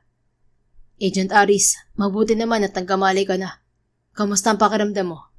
Tanong nito. "Okay lang ako, Captain. Kamusta ang iba nating mga kasama?" Bumuntong hininga si Captain Bravo bago nagsalita. "Marami sa mga kasama natin ang nasugatan. Karamihan sa kanila ay nagpapahinga pa rin hanggang ngayon. Isa ito sa pinakamahirap na misyon ng Fortress. Pero kahit ganun, may magandang balita pa rin. Nahuli ng grupo ni Captain Pigeon si Mang Tiklo. Tinangka niyang tumakas sa pantalan nang magsimula ang kaguluhan. Pero naabutan pa rin siya. Nakadetain na siya ngayon kasama ang ilan sa mga tauhan niya. Oo, at maraming nasugatan sa atin. Pero tagumpay pa rin ang misyon dahil nabuwag natin ang grupo nila. Wala na silang takas sa batas ngayon at paniguradong mabubulok sila sa kulungan." "Si Andra, Captain. Nasaan siya?" Parang may kutsilyong humiwa sa dibdib ni Slade nang umiwas ng tingin si Captain Bravo. "Hindi namin siya nakita sa kahit saang eskinita nang marescue ka namin ni Agent Leo." "Kailangan ko siyang hanapin, Captain. Nanganganib ang buhay niya." Pinilit bumangon ni Slade pero pinigilan siya ng kapitan. "Magpahinga ka muna saka mo siya hanapin, Agent Aris. Ipapahamak mo lang ang sarili mo kung kikilos ka ng ganyan ng kalagayan mo. Baka sa halip na mahanap mo siya, mas lalo ka pang mabigo." Bumuntong hininga si Slade. Ayaw man niyang aminin, pero mahina pa rin ang katawan niya ngayon. Kailangan niyang bumawi ng lakas para hanapin si Andra. At ganoon ang ginawa niya habang nasa ospital. Paglipas ng 4 na araw, pinayagan na ring makalabas sa ospital si Slade. Pumunta agad siya sa opisina ng kanyang team. At naabutan niya roon si Captain Bravo. Binati niya ang kapitan bago nito iniabot ang isang USB sa kanya. "Ano to, Captain?" Kunot noon niyang tanong. "Yan ang lahat ng surveillance footage at reports mula sa araw ng operasyon natin. Ang footage ay galing mula sa team ni Captain Pigeon at ang reports naman ay pinagsama-samang detalye mula sa ibang grupo na kasama sa operasyon. May posibleng bakas ng extraction route ng kalaban dyan at baka makatulong yan sa paghahanap mo kay Andra. Sa ngayon yan lang ang may itutulong namin sa'yo." Tinanggap ni Slade ng may determinadong itsura. "Salamat, Captain. Ako nang bahala sa lahat." Pinagtuunan niya ng pansin ng USB. Bawat segundo, inirewind at inislow mo niya ang footage. Paulit-ulit at inisa-isa niya ang bawat eskinita, kilos ng mga kalaban at lahat ng posibleng extraction points. Pero walang bakas ni Andra. "Hindi ako papayag na hindi ka makita, Andra." Determinado niyang sabi. Inabutan na si Slade ng umaga sa headquarters. Pero hindi pa rin siya tumitigil. Humingi siya ng akses sa mga nakumpiskang gamit ng kalaban at nagbaka sakaling may iniwang clue roon para mahanap si Andra. Ngunit kagaya ng surveillance footage, wala rin siyang nakuha. Damn it! Nahampas niya ang mesa sa galit. Matalino ang kumuha kay Andra Alam ng mga ito kung paano maglinis ng bakas para walang ebidensya. Pero kung akala ng mga ito'y titigil siya, nagkamali sila. Hindi niya makukuha ang serbisyo ng Fortress sa ngayon dahil sa nangyaring laban. Kaya't pera ang pakikilusin niya. Don't give up, Andra. I will find you whatever it takes. Isang umaga sa gusali ng Parker Global Lines, nagtipon-tipon ng mga department heads at senior executives sa main boardroom sa ika-52 palapag. Sa harap ng boardroom, nagsasalita ang CEO in charge na si Mr. Halverson tungkol sa monthly shipping sales ng kumpanya sa Asia Pacific route. Ipagpatuloy lang natin ang dating operasyon at mas pag-ingtingin ng... Napahinto sa pagsasalita si Mr. Halverson nang biglang bumukas ang pinto ng boardroom. Lahat ay nagulat nang pumasok si Slade suot ang dark navy custom suit. Naghatid ng nakakatakot na aura ang seryosong itsura ng binata. Sabay-sabay na tumayo at bumati ang nasa loob ng boardroom. Good morning, Chairman Parker. Magalang nabati ng lahat. Welcome back, Chairman. Masayang sabi ni Mr. Halverson. Seryosong umupo si Slade sa pinakadulo ng lamesa. Alam niyang hindi inaasahan ng kanyang mga empleyado ang pagdating niya. Ilang buwan na siyang hindi uma-attend ng live board meetings dahil sa trabaho niya bilang agent ng Fortress. Hindi niya pwedeng pabayaan isa man sa dalawa niyang trabaho. Kahit palaging online o kaya assistant ang pinapadalo niya sa mga meeting, maayos pa rin ang pagpapatakbo niya sa kumpanya. You may sit down, everyone. Seryosong utos niya sa mga ito. Pagbalik sa upuan ng mga ito, kinuha naman ni Slade ang tablet at binuksan yun. Pinakita niya sa lahat ng larawan ni Andra, kuha mula sa Fortress file. She's Andra Argonza. Effective immediately. All surveillance assets of Parker Global Lines, including satellite linked sea and air freight trackers, custom logs, and port blacklist data, will be focused on a single objective. Locating this woman. I want it checked, cross-checked, and burned down to the details. Nagkatinginan si isa't isa ang mga executives. Halatang naguguluhan ng mga ito dahil hindi parte ng negosyo ang pinapagawa niya. And here's your motivation. Ngumisi si Slade at isa-isang tiningnan ng mga tauhan niya. Alam niyang malawak din ang koneksyon ng mga ito, lalo na pagdating sa importation at exportation. Makakatulong ang mga ito sa pag-check ng mga daungan at paliparan. 1 billion pesos sa makakapagbigay ng totoong impormasyon kung nasaan si Andra.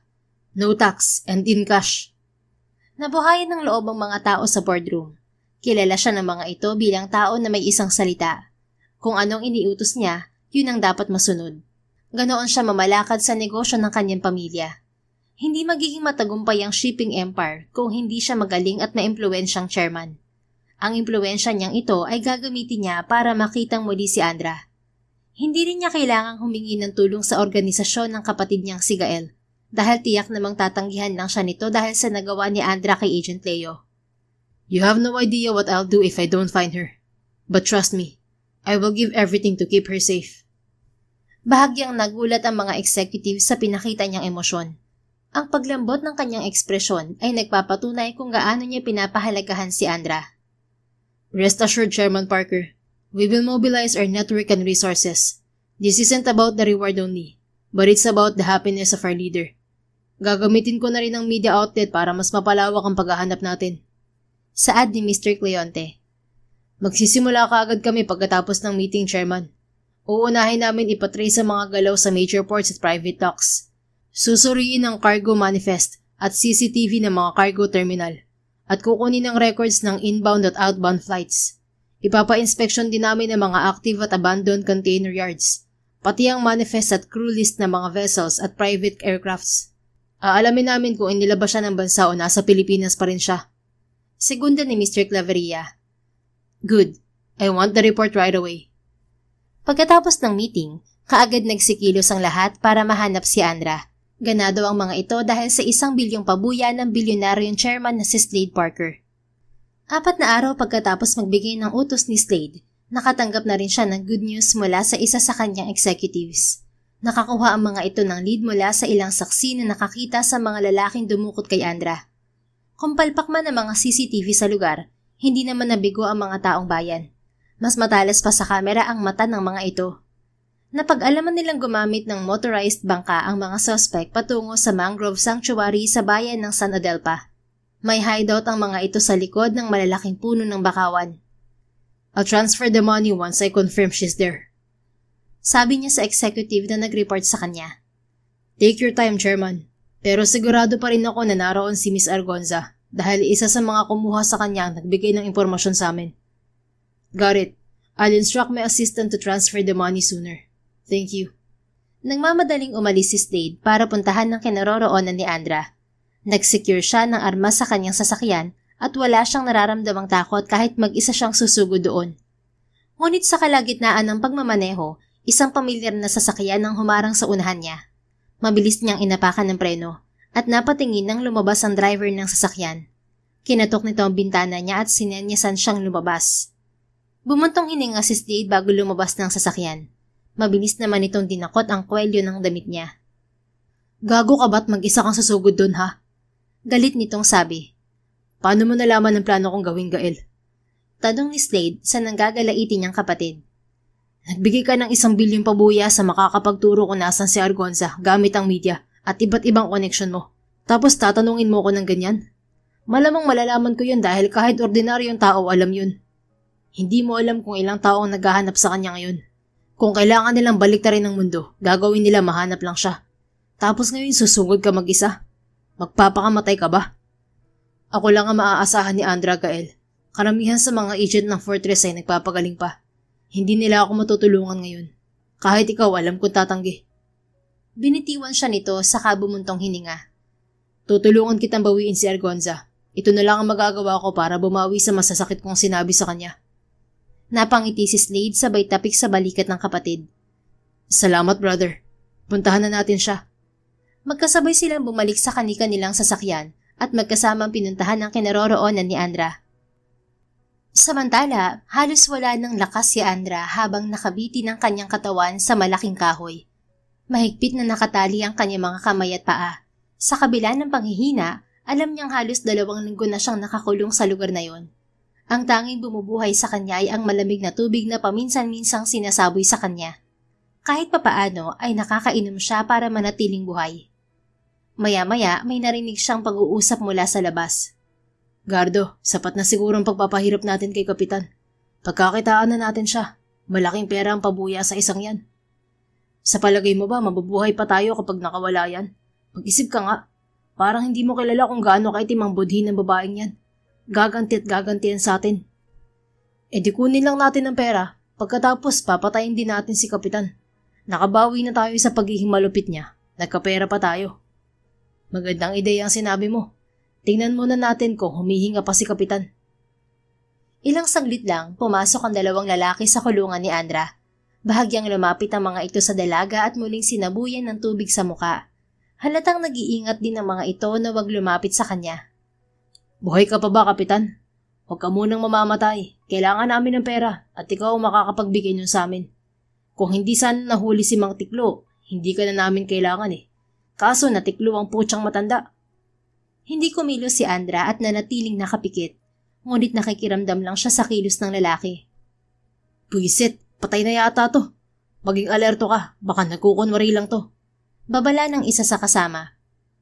Naramdaman ni Andra ang unti-unting paglapit ng 2 lalaki. Sa tamang distansya, bigla siyang kumilos. Ginamit niya ang nakataling mga paa para sipain ang isa, habang ang isa naman ay agad niyang sinakal gamit ang mga hita.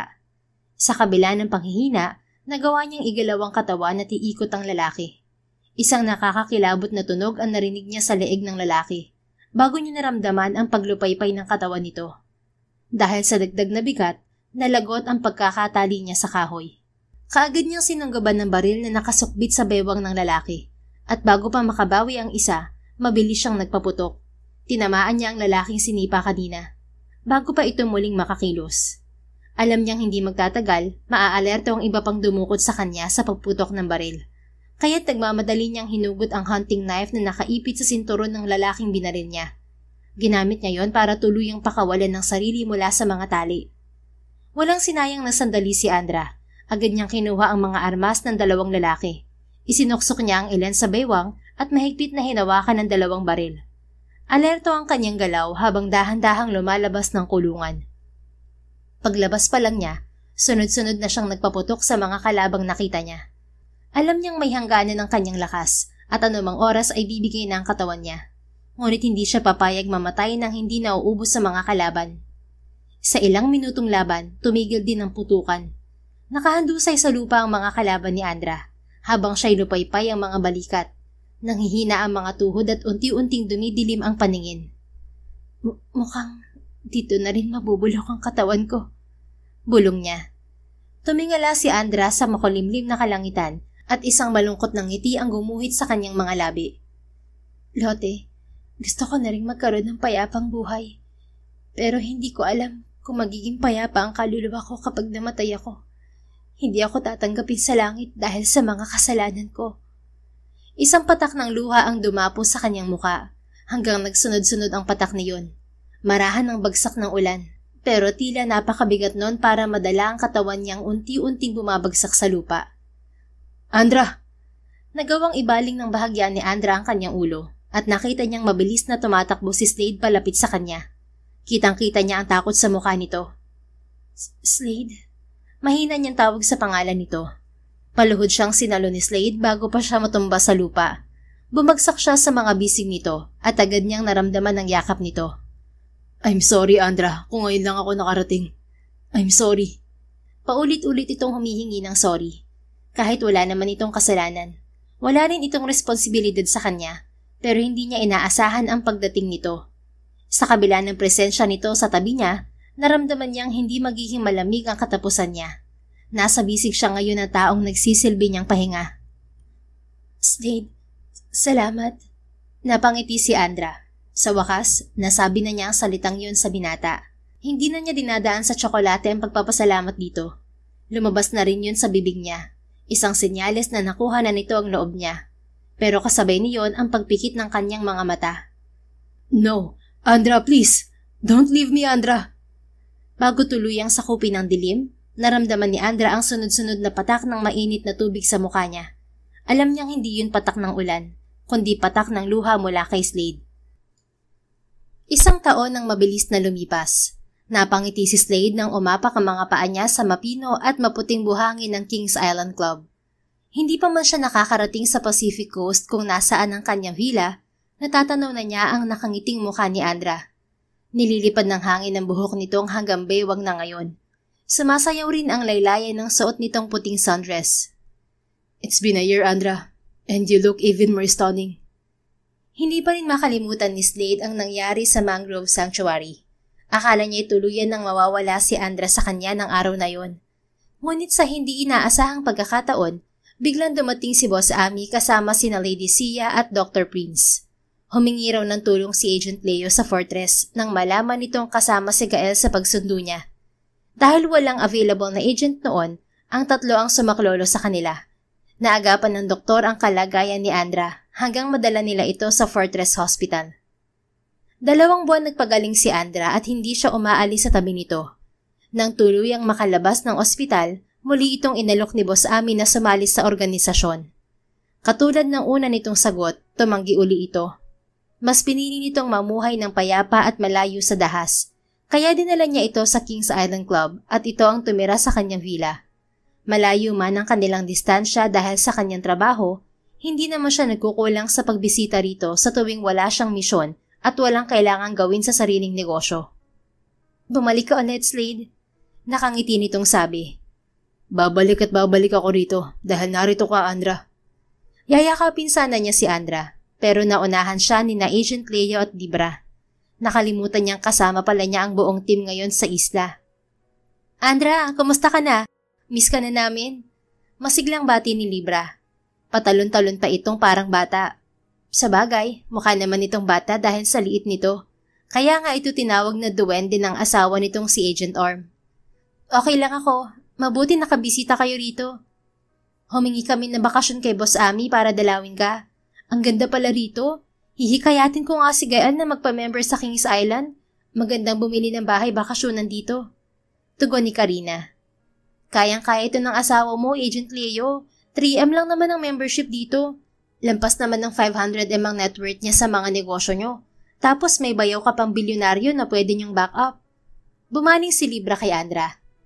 Teka, ano-anong ginagawa mo rito para maglibang, Andra? Tanong pa ni Libra.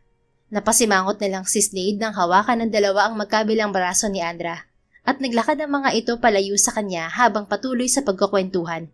Halatang komportable na rin si Andra sa mga ito. Ayaw mo pa kasing pakasalan. Biro ni Cancer bago sumunod sa mga babae. Tama, pakasalan mo na si Andra. Magandang venue ang isla para sa kasal nyo. Makakahakot ka pa ng bagong member kapag pumunta ang ibang mayayamang agent dito. Sa ganda ng Kings Island Club, tiyak mapapabili sila ng properties dito. Masarap magpahinga rito kapag walang misyon. Malayo rito sa panganib. Sobrang payapa at malaparaiso pa. Segunda ni Captain Bravo bago sumunod sa mga kasama nila. Paano ko matatanong si Andra kung ang dami niyong asungot? Sana pala hindi ko na lang kayo inimbitahan. May pagsisisi niyang bulong. Habang lumulubog ang araw, unti-unting sumindi ang mga ilaw sa paligid ng villa. Sa gitna ng buhanginan ay may malaking bonfire na sinindihan si Agent Cancer habang nagkakatuwaan ang buong team. Sa isang tabi, nakaupo si Andra na pinagmamasdan ang lahat habang hawak ang isang basong may malamig na inumin. Tahimik na lumapit si Slade. May hawak siyang maliit na kahon sa bulsa. Tinitigan niya si Andra na ngayon ay mas payapa, mas malaya at mas maganda. Nakatulong dito ang paglayo sa dati nitong buhay at pag-iwas sa kaguluhan. Andra, pwede ba kitang makausap sandali? Tanong ni Slade na bahagyang nahihiya. Ngumiti ito bago tumango.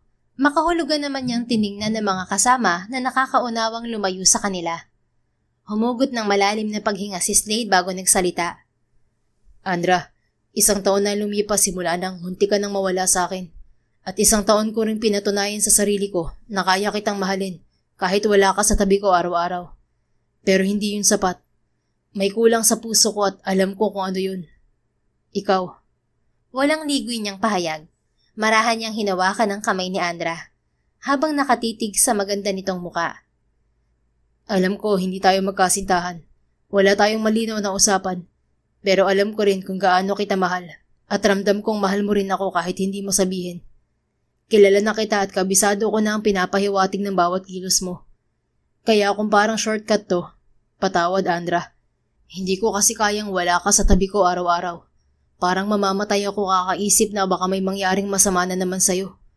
Hindi natin alam kung hanggang kailan tayo sa mundong to. Pero gusto kong makasama ka, Andra. Gusto kong magising sa bawat umaga at makita ang mukha mo sa tabi ko. Gusto kong maging iisa tayo at taglayin mo ang apelido ko. Wala akong ibang hinihiling kundi ang makasama ka habang buhay. Ngayon lang ako nagmahal ng ganito katindi sa isang babae. Inilabas ni Slade ang maliit na kahon mula sa bulsa at marahang binuksan yon sa harapan ni Andra. Lumuhod siya sa harapan nito. Saka binitiwan ang mga salitang paulit-ulit niyang sinasambit sa harap ng salamin. Pinaghandaan niya ito, pero hindi pa rin niya maiwasang kabahan. Pakakasalan mo ba ako, Andra? Sandaling natigilan si Andra, pero napansin niya ang pangingilid ng luha sa mga mata nito. Oo, magpapakasal ako sa iyo, Slade. Walang paglagyan ang tuwa ni Slade sa pagtanggap ni Andra sa proposal niya. Pinawi ng matamis nitong oo ang kaba na kanina pa niya nararamdaman. Excited niyang isinuot ang singsing sa daliri nito bago ito ginawaran ng magaang halik sa noo. Mahal na mahal kita, Andra. Bulong niya rito bago ito niyakap. Thank you, Slade. Napangiti si Slade. Para sa kanya, ang isang simpleng salamat mula kay Andra ay katumbas na ng isang mahal kita. Hindi niya kailangan marinig ang mga salita dahil sapat na para maramdaman niya ang totoo nitong damdamin sa simpleng ngiti at kislap ng mga mata nito sa tuwing nakatingin ito sa kanya. Makalipas ang 2 buwan, nagkatotoo ang sinabi ni Captain Bravo. Naging venue ang Kings Island Club sa kasal ni Slade at Andra. Hindi mawawala sa kasal si Boss Ami at mga agent ng Fortress. Parang nagsilbi na rin yung bakasyon ng mga agent para makapagpahinga sandali sa kaliwat kanan ng mga misyon. Naroon din ang daddy ni Slade at si Gael. Simple lamang ang seremonya na ginanap sa gitna ng maputing buhanginan sa isla. Nagpalitan sila ng pangako ng pagmamahalan. Sa kabila ng kanilang mga ngiti, natagpuan na nila ang kapayapaan sa piling ng isa't isa. Mabuhay ang bagong kasal! Sigaw ng mga Fortress agents habang umuulan ng rose petals mula sa inimbentong drone. I love you, Slade. Nakangiting bulong sa kanya ni Andra. Nakaramdam siya ng labis-labis na kasiyahan nang sabihin yun ng asawa. Kay tagal niyang hinintay na sabihin nito na mahal siya nito. I love you more, my wife. Naiiyak niyang sagot sabay yakap ng mahigpit kay Andra. Palakpakan at hiyawan naman ang kanilang mga bisita. Pagkatapos ng kasal, hindi na sila umalis sa isla. Doon na rin sila nanirahan habang paminsan-minsan ay umaalis si Slade para gawin ang trabaho sa kumpanya at sa fortress. Naging hands-on housewife naman si Andra. Humahawak pa rin siya ng kutsilyo pero kapag maghihiwa na lang ng lulutuin sa kusina. Isang taon ang mabilis na lumipas. Mas lalong naging masigla ang pamumuhay ni Andra at Slade bilang mag-asawa nang biyayaan sila ng anak na lalaki. Isang malusog na sanggol na pinangalanan nilang Salem, na ibig sabihin ay kapayapaan. Ang anak nila ang magsisilbing paalala na sa kabila ng madilim na nakaraan, may bagong simula para makamit ang wagas na pagmamahal. Ang kanilang kwento ay hindi lang tungkol sa pag-ibig na matamis, kundi sa pagbangon mula sa pagkakadapa, sa pagpili ng kapayapaan kaysa galit, at sa pagpapatuloy ng buhay kahit sugatan. Sapagkat ang tunay na pagmamahal ay hindi lang matatagpuan sa tamis ng simula, kundi sa katatagan sa gitna ng unos at tapang sa harap ng pagbabago. The End. Kung nagustuhan mo ang istoryang ito, please don't forget to like, comment, and share it with your friends. Your support really makes a difference. Thank you and see you sa ating next story. Keep safe and be blessed.